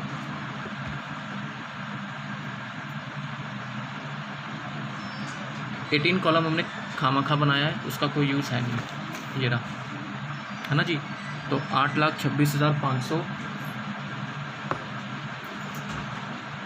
8,26,500 और 5,44,000, इसका भी अब टोटल कर लो बैलेंस शीट की लायबिलिटी साइड का, एसेट साइड का सॉरी। 45,950 प्लस 826,500 प्लस 8,44,000 प्लस 58,77,000, इसको भी टोटल कर लो। 58,77,000 प्लस 2.5 लाख। ठीक है जी। एक बार और टोटल कर लेते हैं, शायद मैंने कोई चीज़ छोड़ दी। ठीक है, एक बार टोटल कर लेते हैं इसका। एसेट साइड का आपका जो टोटल आ रहा है, ये इसका प्रॉपर्टी प्लांट एंड इक्विपमेंट, इसका टोटल है 58,77,000 और 2.5 लाख रुपये ये तो ठीक है आपका। ठीक है, इन्वेंट्रीज 9,55,000, 9,50,000 सॉरी, ये भी ठीक है मेरा। फिर 8,26,500, 544। एक बार मैं चेक कर लेता हूँ, मैंने शायद टोटलिंग में गलती कर दी। 45 प्लस 950 प्लस 826,500 प्लस 5,44,000। ठीक है जी। अब पिछला भी ऐड कर लो।